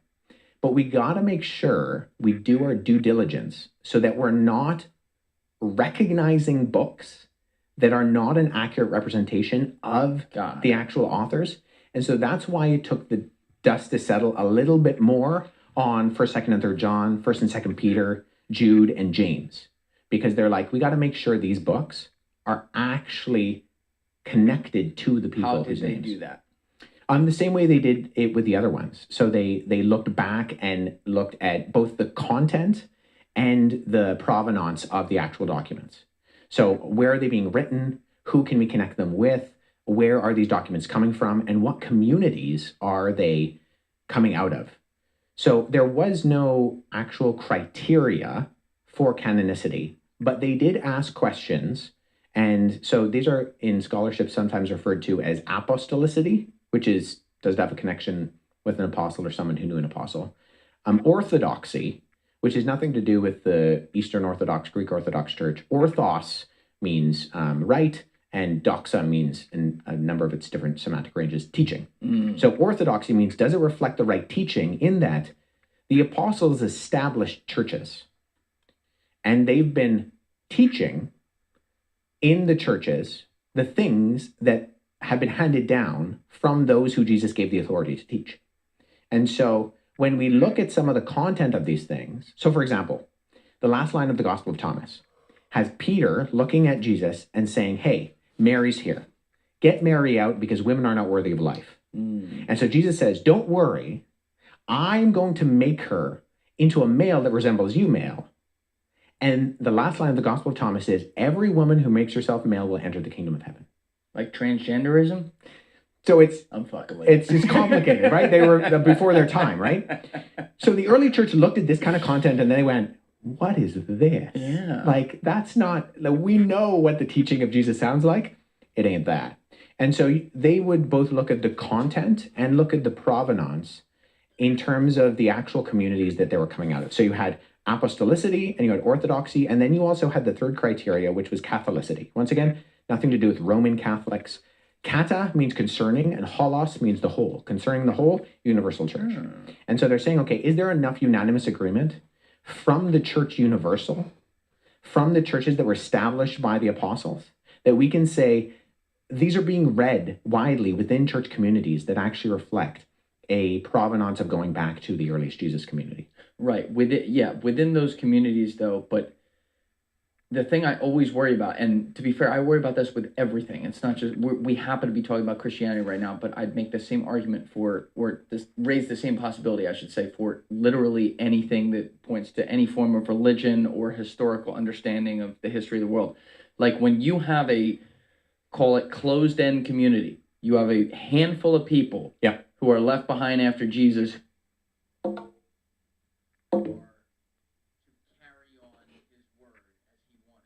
Sorry, chat. My damn speaker. My damn speaker decided to steal my phone once I turned my phone on. Yo, chat, this is pretty interesting, though. I gotta be honest with y'all. This is very fucking interesting. Y'all give me a minute. I'm just getting my speaker back. Gotta do the audio thing.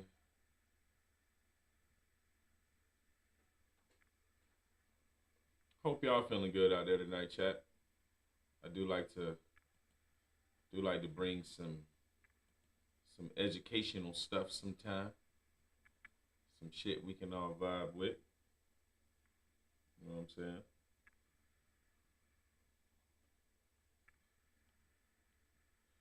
Just waiting on this audio to be back connected. I think it is.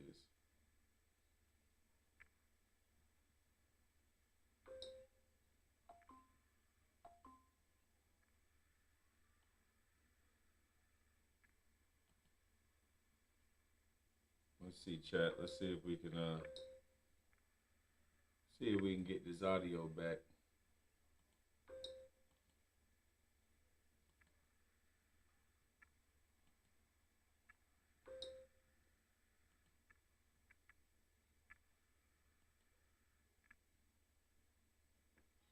Come on, audio gang. What's going on?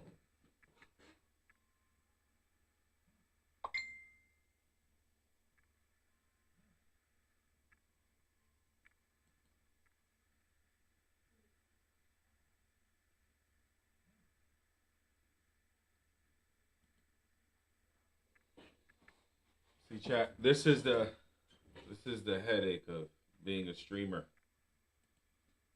You gotta, huh?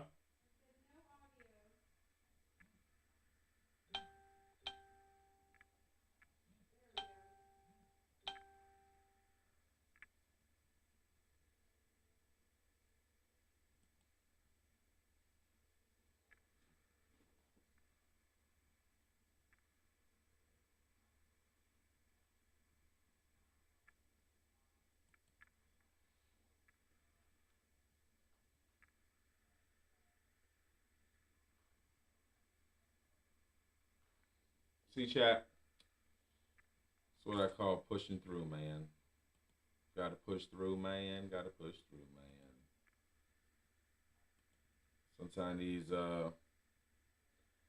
sometimes these little technologies try to have a mind of their own.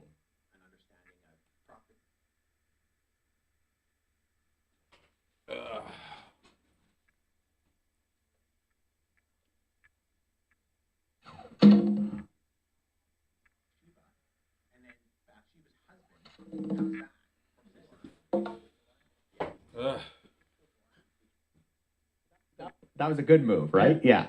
So he kills Goliath. He goes on. He's a great king, but he always has this problem of he just loves the ladies too much, right? Nothing wrong.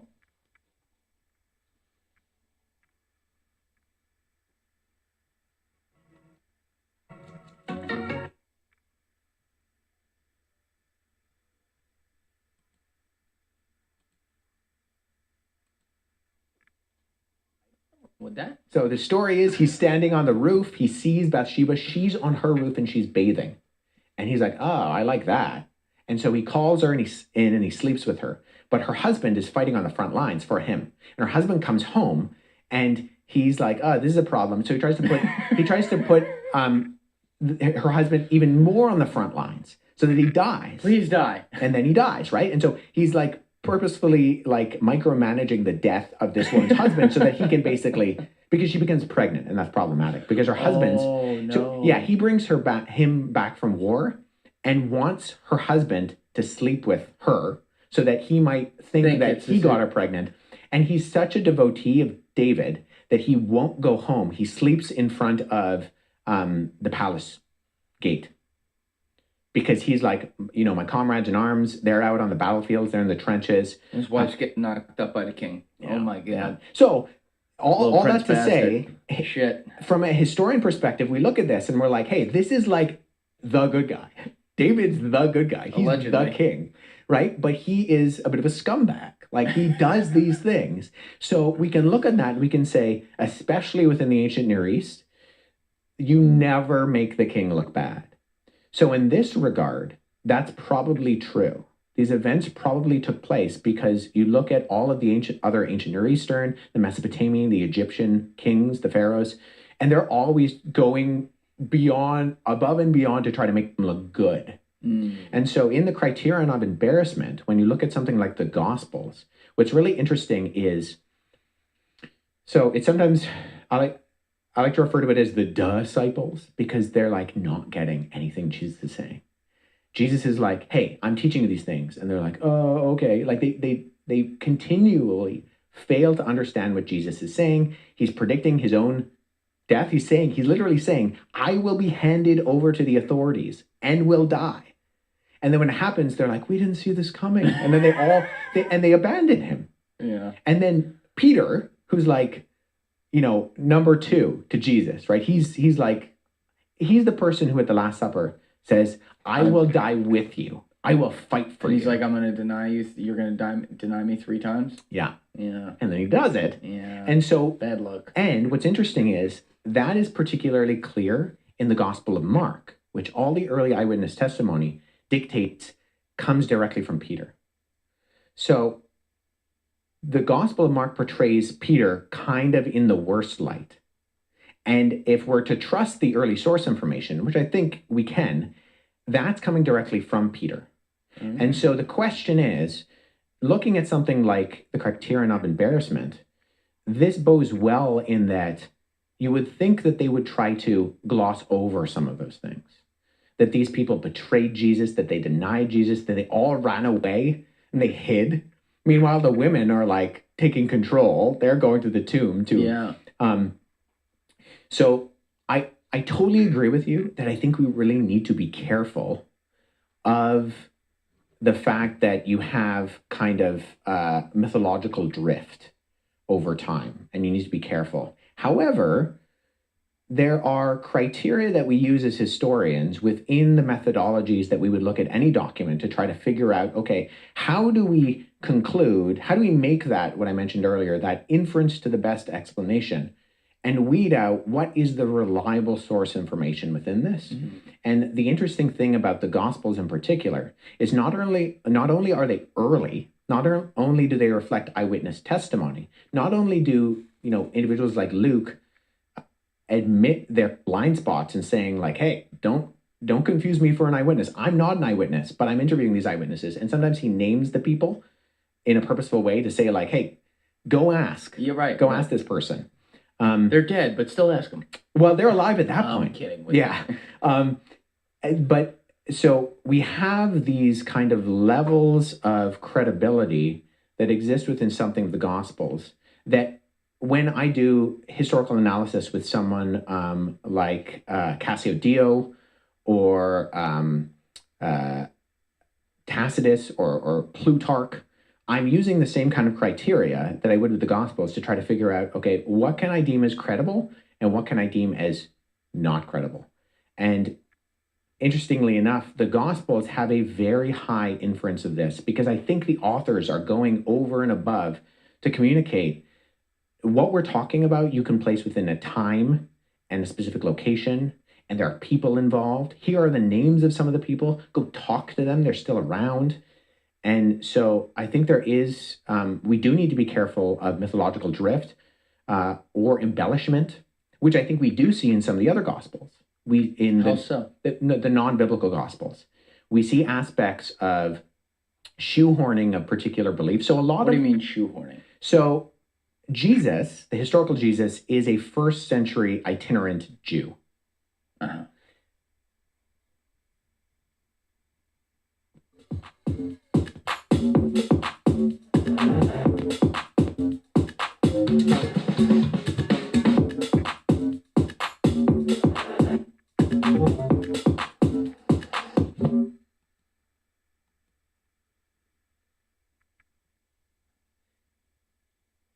The Gospels, like the Gospel of Thomas, Peter, Judas, portray Jesus not as a Jew, but as a pagan mystic. A pagan mystic? Yes. Like pagan towards what Roman paganism believed at the time, or just like to a certain degree, in the sense of, so you and I, previous to recording, were talking about what's sometimes referred to as substance dualism in the ancient world, where they believe that the physical world is bad and the spiritual world is good. So there were groups, like there was a group called the Docetics, or the Docetics. Dokein in Greek means to seem. So whereas some people today might have a problem with Jesus being God, in the ancient world, they didn't necessarily have that problem. They had a problem with him being man, like that he was a human was a problem. Because if Jesus is God, they're like, he can't be physical. Physical is bad. So they would strip that of him. And so this is particularly true in the Gospel of Peter, because the Gospel of Peter has a floating Jesus. He's a doketic Jesus. He's not actually there. And so in the instance of the crucifixion, Jesus is pretty chill because he's not even really being crucified. And so that is a pagan idea that comes from Platonic philosophy that is written onto Jesus. And so from a historical perspective, is it more likely that the biblical Gospels portray Jesus as a Jew when really he was a pagan? Or is it more likely that Jesus, living in first century Judea, growing up in Nazareth, living in Galilee, and traveling in these areas, was a pagan? Right. So you're saying all of the non-biblical Gospels portray him as pagan? They have some aspect of pagan theology which is interwoven. Yeah, what do you mean by that? So, just like expand. Right, so the Gnostics. So part of Gnosticism, you might have heard that category before. So Gnostics were, their Gnosticism as a kind of Eastern ideological concept comes from the East and predates Jesus. The problem with the overarching concept of Gnosticism is that there isn't one group called the Gnostics. That's a modern category. There were like dozens of groups that we now call the Gnostics. So in one sense, it's a little bit academically problematic to just call them Gnostics. It's putting everything in one basket. Yeah, nonetheless, if we're going to paint with a very broad brush, that's fine. Yeah. The Gnostics, if we can boil down the essentials, even though they all disagree with each other and contradict one another on multiple levels, believe in gnosis. Gnosis in Greek means knowledge.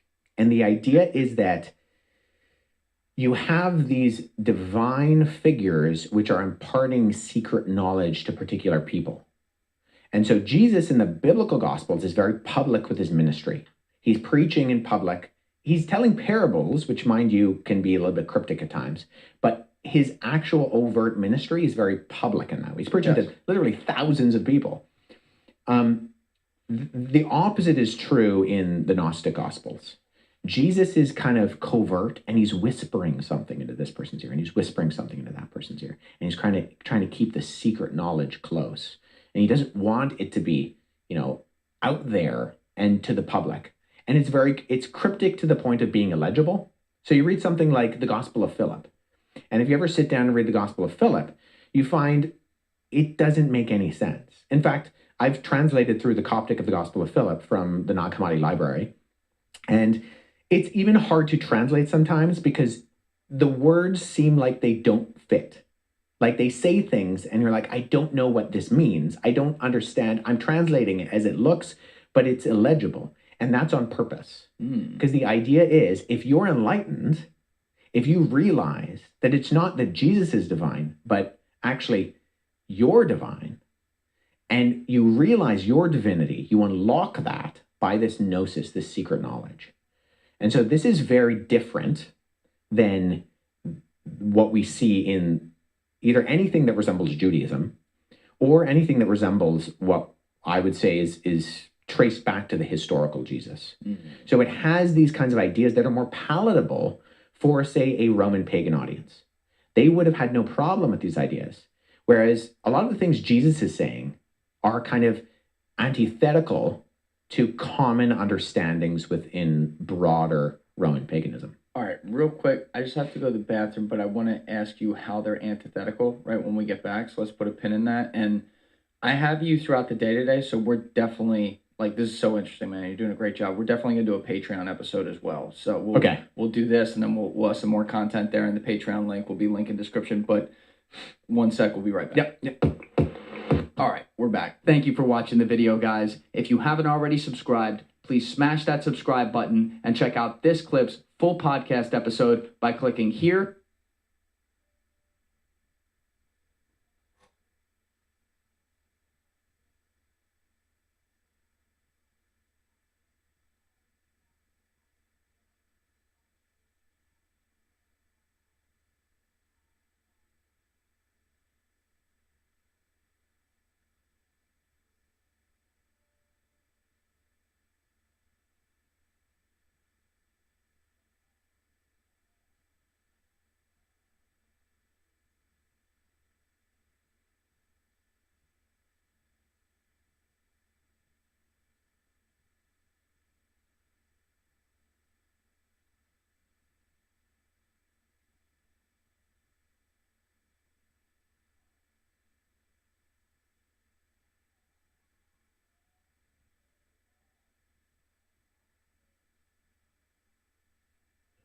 They came to Ben Affleck and they said, your wife's on these tapes. So that's something I can confirm to me. He said, I asked my partner for an ad. He handed me the ad, and I woke up 22 days later. Combs is the person who poisoned them and put them in a coma. They like to keep memorabilia from these escapades. And, this is something that's a lot more common than people think amongst elite parts of society.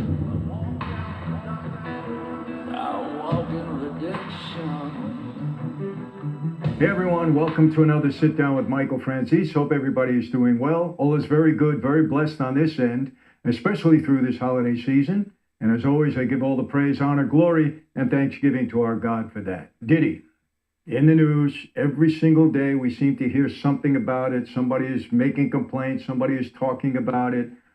Just a day or two ago, the assistant U.S. attorney read the indictment. Not pretty at all, a lot of pretty rough allegations in there.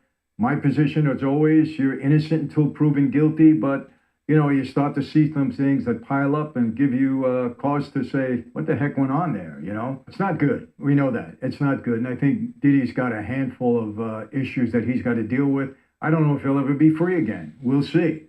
Who knows what's going to happen with him? If these powerful people are involved in this and they don't want this to get out, could it be another Epstein deal? My feeling, I don't believe Epstein committed suicide. I'll take that to my grave unless you show me hard evidence to the contrary. I was in that tier. I was in that cell. I know the deal. There's no way, in my view, that he could have committed suicide. You know, Trump says he's going to release the Epstein files. We'll see. We'll see who's on there. Same with Diddy. I think it's going to be surprising to a lot of people. So I, get in touch with me. They want to be on. They talk to me. So many people have contacted me about Diddy. I try to weed through them. Who's telling truth? Who's not?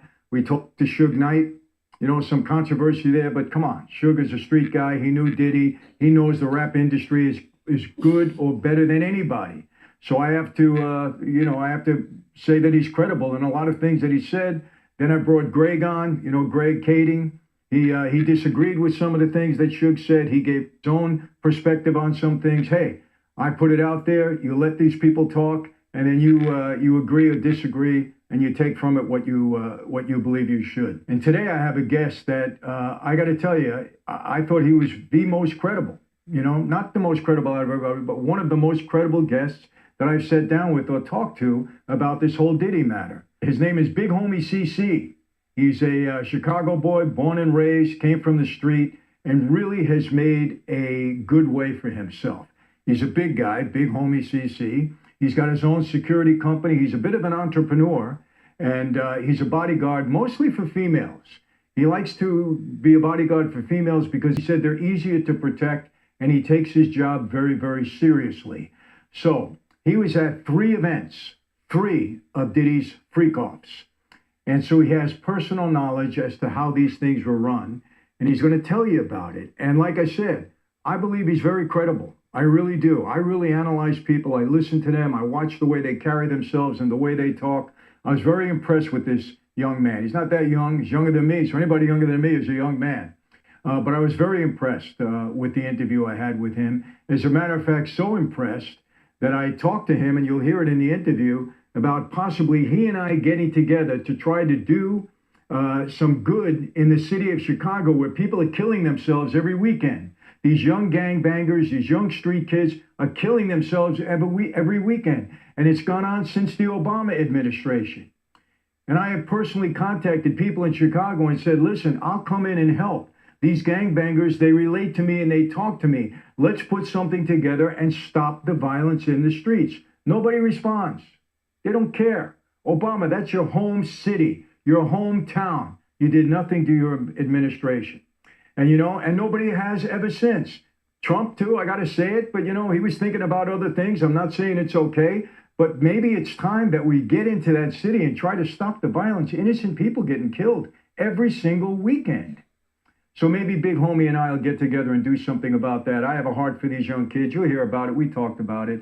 But again, I think his insight into Diddy and some of the things he says are going to be eye-opening. And I believe he's very credible. That's my personal opinion and perspective after speaking to him. So you take what you take out of it. But it's a very, very good interview. Listen closely to what he has to say. Listen how he analyzes some things. He talks about things, stuff that was put into drinks.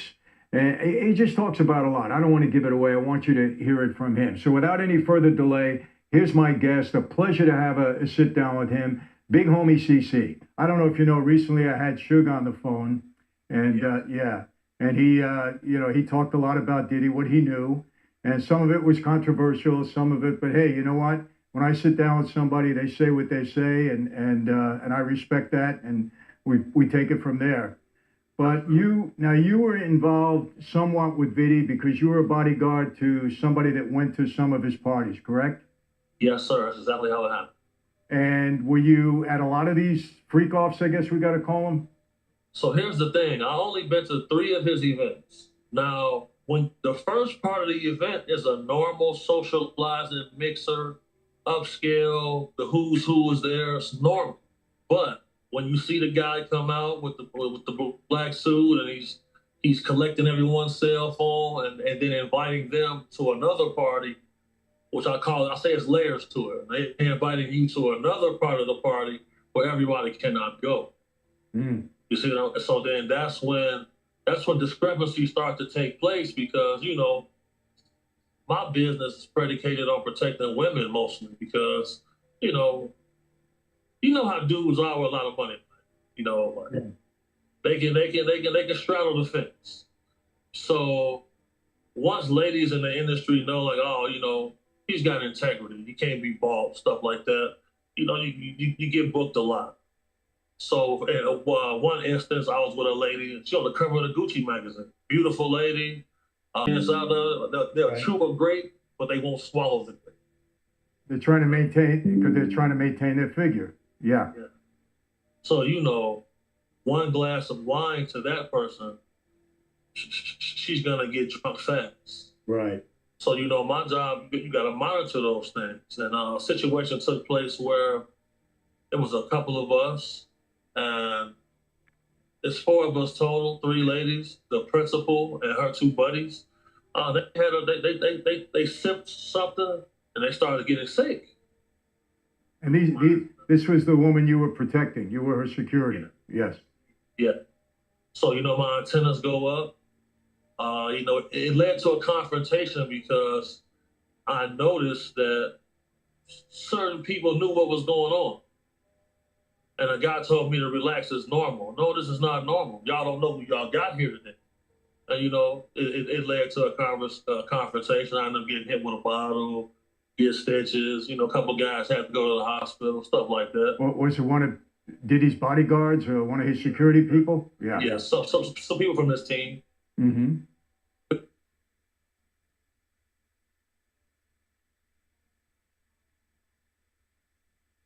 At what point does a salad become a salad? Is it when you add fried chicken, wontons, citrus vinegar? But you know, it's got a team. It's got a team of people. And so now, when you say that this next group of people, this layer of group, did they go to a different location? Is it at the same location? yes, so I ended up going upstairs. Mm. So and then, you know, because it's an open bar, first and foremost. Whatever drinks you want, usually the stuff he's contractually obligated to have normally.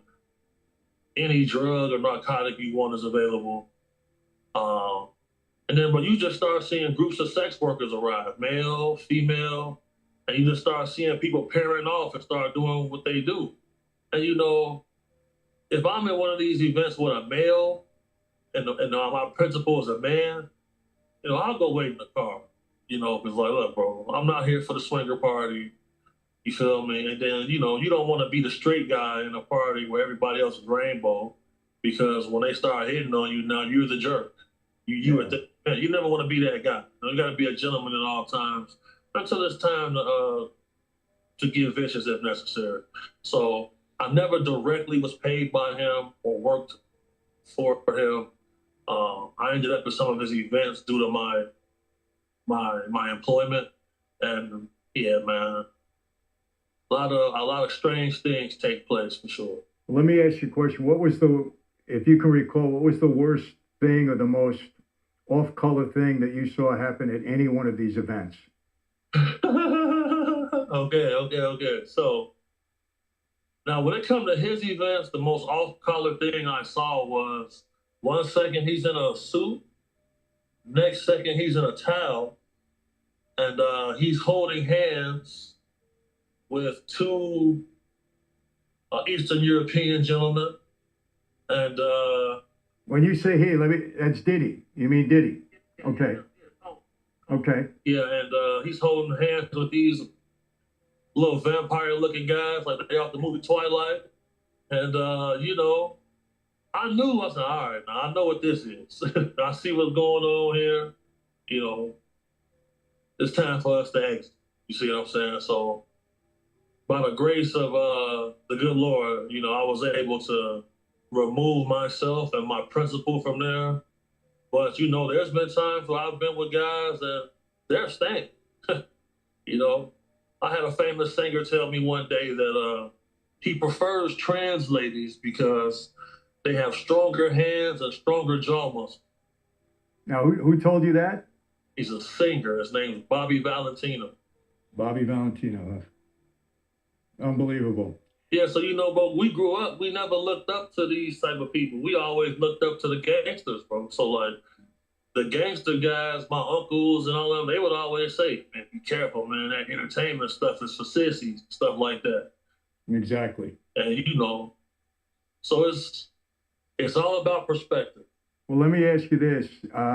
There's been some talk that he had some drinks that were laced with something. Laced in drinks in the hip hop, entertainment, fashion industry is a big thing.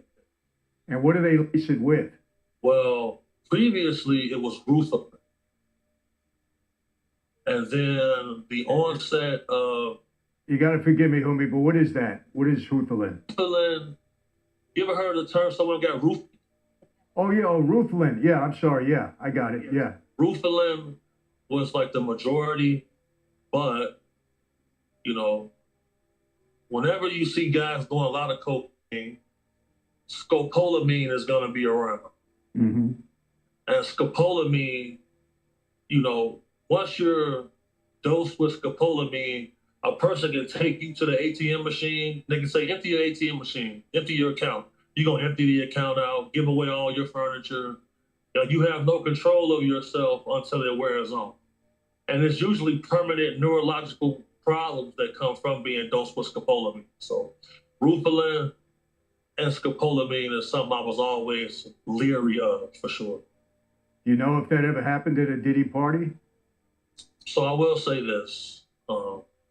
There are a lot of people in my inbox who are on active indictments toward him who are alleging that this took place.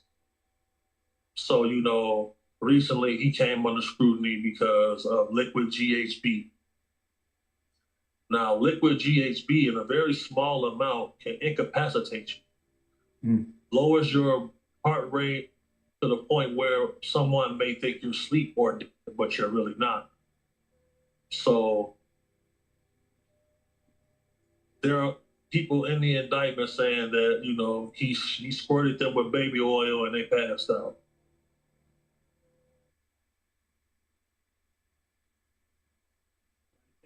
And the blue actually works. Bro, you get a month for free.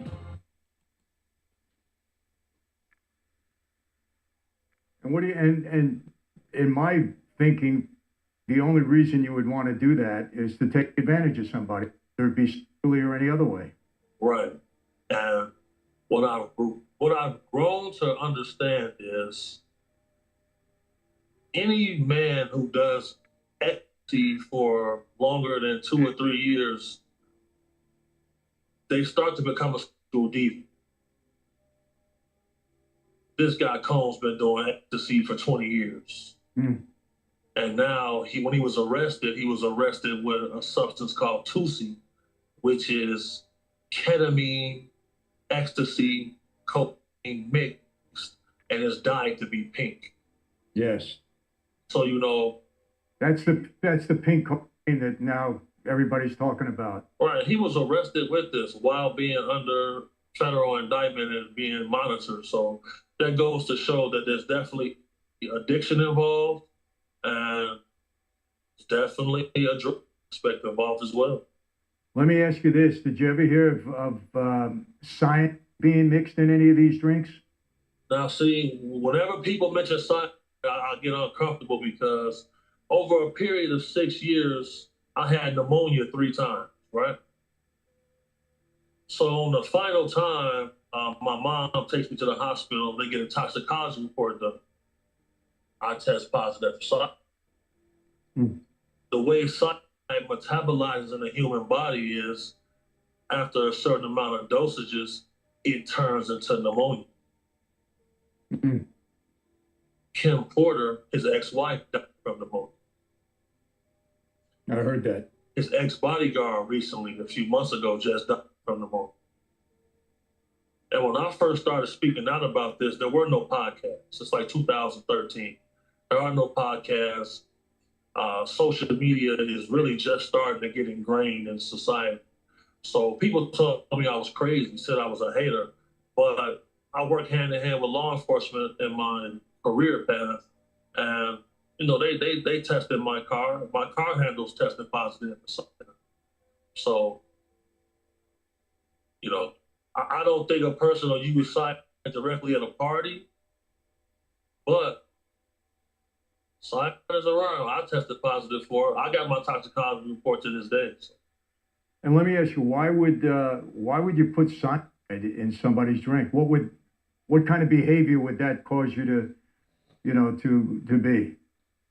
Yeah, so you feel like you got the flu. You feel sick. You want to isolate yourself from everyone, and your lungs, you coughing up mucus.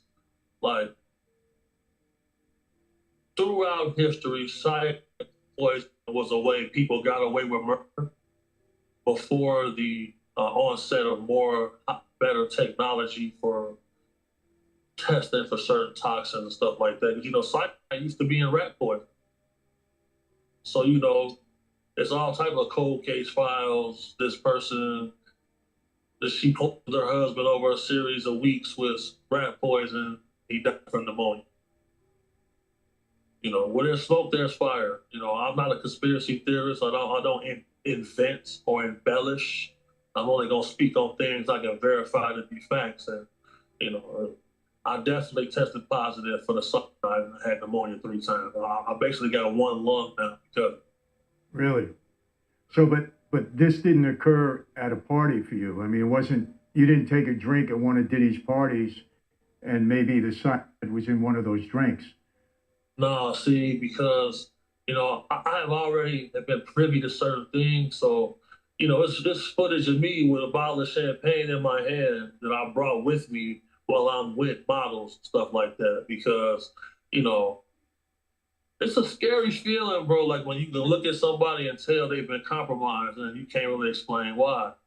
So once me and my team had experienced Rufalin on our own, we said we can never let this happen again. So we invented some new protocols. If a bottle get brought to a section, if it's opened already, you gotta send it back. We would travel with a portable test kit with us.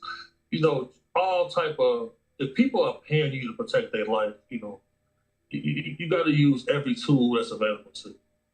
Well, again, without making any definite allegations or pointing fingers, it makes you think why, Kim Porter would have died of pneumonia when Diddy is putting everything else in drinks. I'm not saying he did it. We don't know that, but it raises eyebrows. You gotta kind of think about it, Why did that happen? And she was relatively young, Kim. I mean, she was a young girl. It's not normal that you die of pneumonia at that age. Just not normal. Just not normal. And some of the other substances that we mentioned, people will still start partying off of that. Cyanide touch you, you don't want to party. Yeah. So you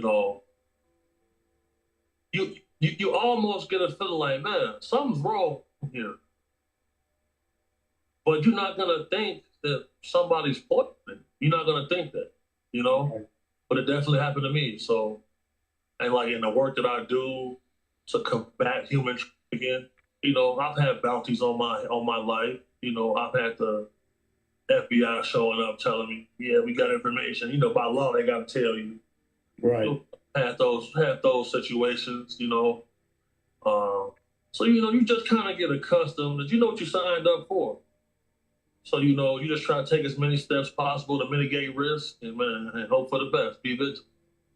Well, let me ask you this. Suge was quite outspoken. He gave me names. He said that he mentioned Obama. He said Obama and Diddy were close friends. He even indicated they had a sexual relationship together. Obviously he spoke about Justin Bieber and Usher and all that. Is there anybody that that you feel you can talk about that was at these parties or affected by anything? Well, so I am aware that Leonardo DiCaprio has he's having a lawsuit come up against the Busby lawyer because so right now what's happening is when they initially raided Combs' home, they did not inform the raiding officers whose home they were going to raid. I didn't know that. Right. So that right there goes to show, like, all right, this guy have a lot of reach. He could be somebody that's been cooperating previously. So once they got their hands on that footage, you know, there have been laws passed for revenge porn and stuff like that. You can't sell someone's tape without them approving it. So, you know, from my sources, from other close protection operatives, you know, there are a lot of A-list stars right now who are doing what they can to prevent certain footage from coming out, you know. One thing Suge Knight said that I can confirm to actually be facts, because I know this gentleman's part of his security team. Yeah, that they came to Ben Affleck and they said, the wife's on these tapes. So that's something I can confirm to be facts. Jennifer Lopez. For sure. Yeah. On the tapes, meaning that, you mean maybe videotapes, footage, whatever it is they confiscated there? Yeah, because whenever I meet people like Combs, like, they like to keep trophies. They like to keep memorabilia from these escapades. And, you know, this is something that's a lot more common than people think amongst elite parts of society. Just like, you know, once a rich guy realizes that, wait a second, no one's going to tell me no. You know, depending on how you're raised and your moral compass and what you believe in, you know, I've seen a lot of guys get off the handle, man. I've seen Combs scream, say, I'm a savage. If I want it, I'm going to have it. I don't accept no for an answer.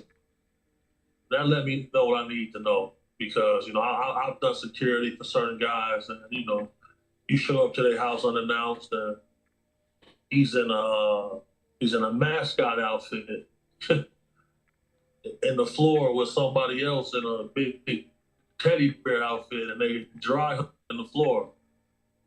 They call themselves furries. You know, you'll see a millionaire guy, he gets off by having in a furry costume. So you just never know what people are into. Yeah. This guy revealed what he's into. When you say Leonardo DiCaprio, he's got a lawsuit against BuzzFeed because of something that they said with him regarding Diddy? Yeah, so the guy Busby referenced that he has stills of a sexual encounter between Combs and an A-list celebrity with a much higher status than Combs. So it's... I got you. Let me ask you this. Heard something about Jamie Foxx possibly being involved with Diddy and on the wrong side of it. You know anything about that? So, you know, bro, I've seen Fox with Combs on several occasions at different events. Now, Jamie Foxx's family are the ones who reported Diddy to the FBI when Jamie Foxx went into the coma initially. Really? So that's how that all came about. His daughter, Corinne, and his mom were the ones who did that. And when people come and they ask Jamie on the street, he doesn't deny it. So, you know, at the end of his comedy special on Netflix, you know, at the live taping, he said out of his mouth that Combs is the person who put them and put him in a coma. He said, I asked my partner for an Advil. He handed me the Advil. I woke up 22 days later. Yeah. Now, if you somebody knowing that, look, I got an indictment pending, I might need to start cleaning up my surroundings. You know how that goes. Yeah. And let me ask you this. What would be the purpose, and this I've heard many times, that Diddy had people sign NDAs when they came into the party, which if there was criminal activity going on, the NDA doesn't mean anything. And Diddy should have known that. But what do you think his purpose in that was? Just to try to get into people's head that you can't talk about this? Or?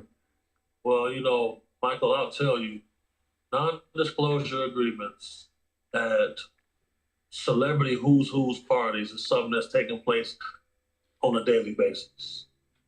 Been taking place like that for years. Simply because I know for a fact that in Combs's NDA, you can't say anything about what you've seen or partook in at the party until 20 years after he's dead. And so, you know, like, how do you get somebody to do a big favor for you? Yeah. Invite them over, show them the time of their life. You got them on camera doing something they're not supposed to do. Right. You put. What's real and original isn't your bonus, not inspired by some famous face.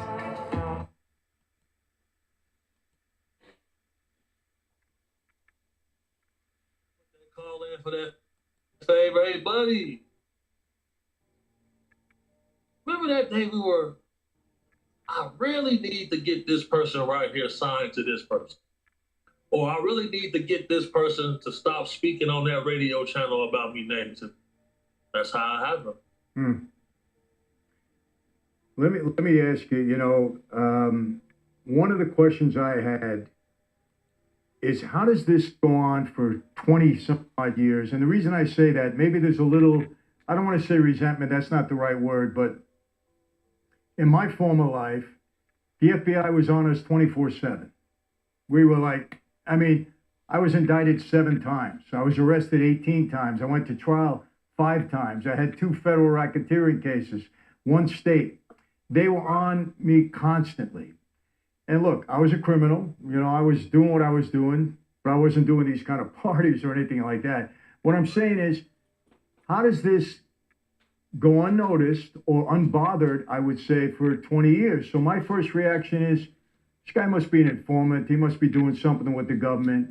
This is my thought. I have nothing to back that up. Until Suge said to me that Diddy's been an informant for years.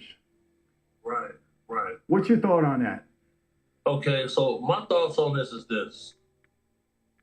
In your situation, you were making millions. And they couldn't really prove that you was doing it illegally. Right. So they were out to prove that you were doing it illegally. You're exactly right. With Combs, they know how he's making his millions. So it's like, okay, we're not going to be able to go after him for taxes. We're not going to be able to go after him for operating a criminal syndicate that's doing racketeering as the source of income. And then you're operating in a network of people where, you know, he was the middleman. He's the party guy for the guys who really got the money. Because none of these problems started for him until he went after the liquor company that owned Ciroc. We all thought he was part owner of Ciroc. Mm-hmm.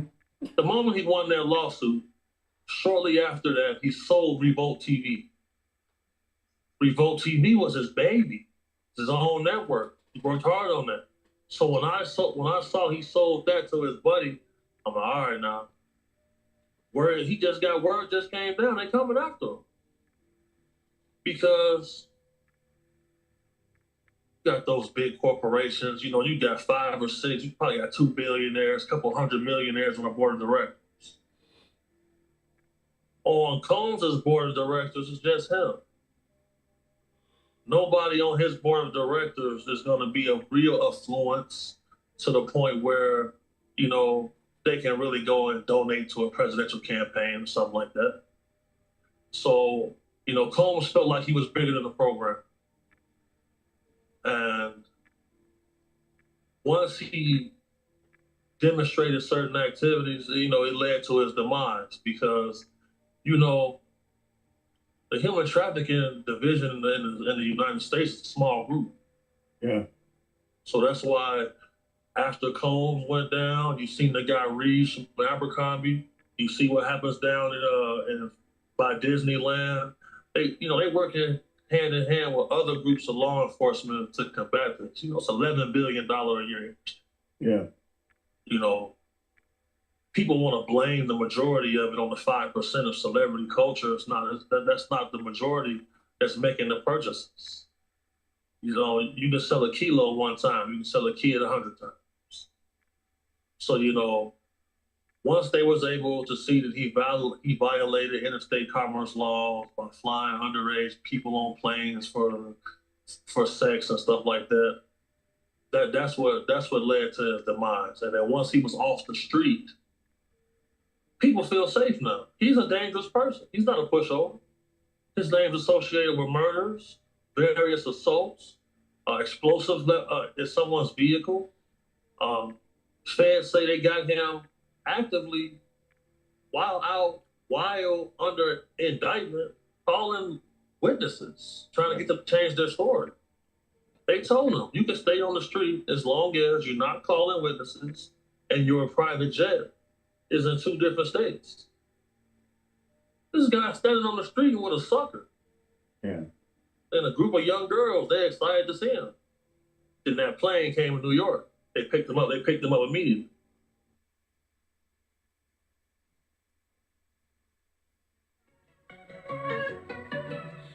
I can never die, got a lit spirit. Billy on my mind, 99 digits. Cheated one easy, now we no limit. Bitch, I did the time, this is not a gimmick.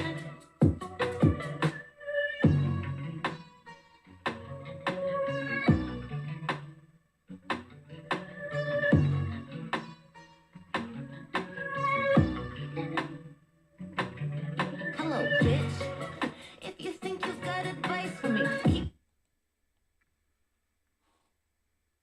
I mean, you think he's going to stand up in all of this? You think he's going to cooperate? You think he's going to give up some of these big names? Yeah. Hey, listen, I'll tell you this, homie. I was in the exact same prison on the same, it should be a jail rather. I was in the jail where Epstein was. I was on that tier. I was in those cells. There's no way in my mind that you're going to commit suicide. No way. You can't do it. They're watching that tier all the time. The cameras are on. For everything to go off at one time, it would still be hard for him to commit suicide because there's nothing there. There's nothing on the ceiling. The bed is this high. You couldn't do it. So my point is, you know, I think they got rid of Epstein. I'll swear to that. I don't know what's going to happen with Diddy. It's listed in the Epstein investigation that on the day that he died, the cameras were not working on that tier. Right. You know what that means. Absolutely. And I don't feel like the average American understands how cheap the price of life is.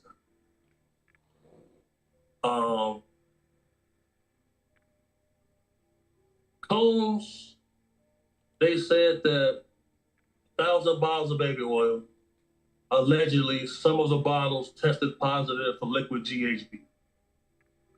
So if we do the math on that, 1,000 bottles, 8 ounces, what's that, 54 pounds of GHB? God damn. Mandatory life sentence. Right. $58 million bail package denied. Mm-hmm. All of the prosecutors on that case are women. We also seen the mayor, Eric, get indicted. Right.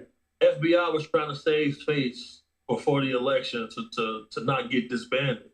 So they did what they did, racked up some big cases, locked some people up.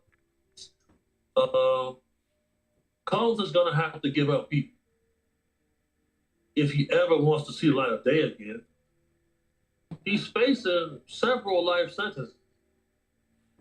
And he don't have murders he can give up. But if he does, he will.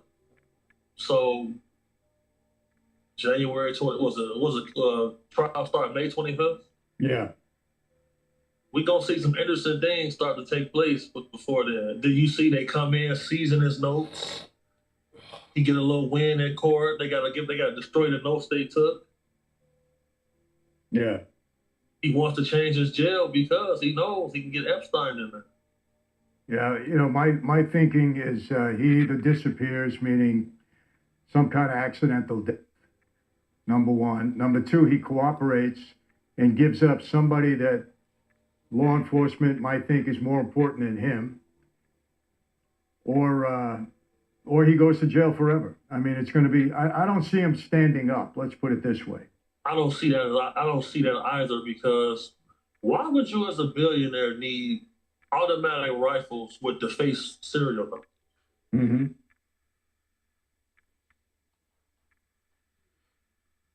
There's DIY, and there's doing it yourself.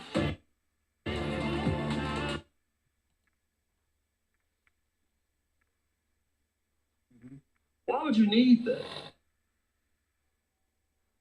You're doing things you're not supposed to be doing. And I feel like there is another criminal drug dealing element that they're working on, because when they first stopped this plane, they arrested his mule. And then when they arrest you again, you still got drugs on you. You operate, that's operating like somebody who's been cooperating. Yeah. So you're saying that he's been cooperating is not too far off in your opinion? Not too far off at all. Not too far off at all, because Keefe D is in the Las Vegas, is in Clark County right now, and he's saying Diddy the one paid us to kill Tupac. Really? Yeah, he did say that, yeah. Saying, you know, allegedly the feds have a list of people that he's responsible for their demise. Mm-hmm. They also said they have him on camera at his residence assaulting a male sex worker. How out of control are you? You paid this person to come here to have sex. You got to... Yeah.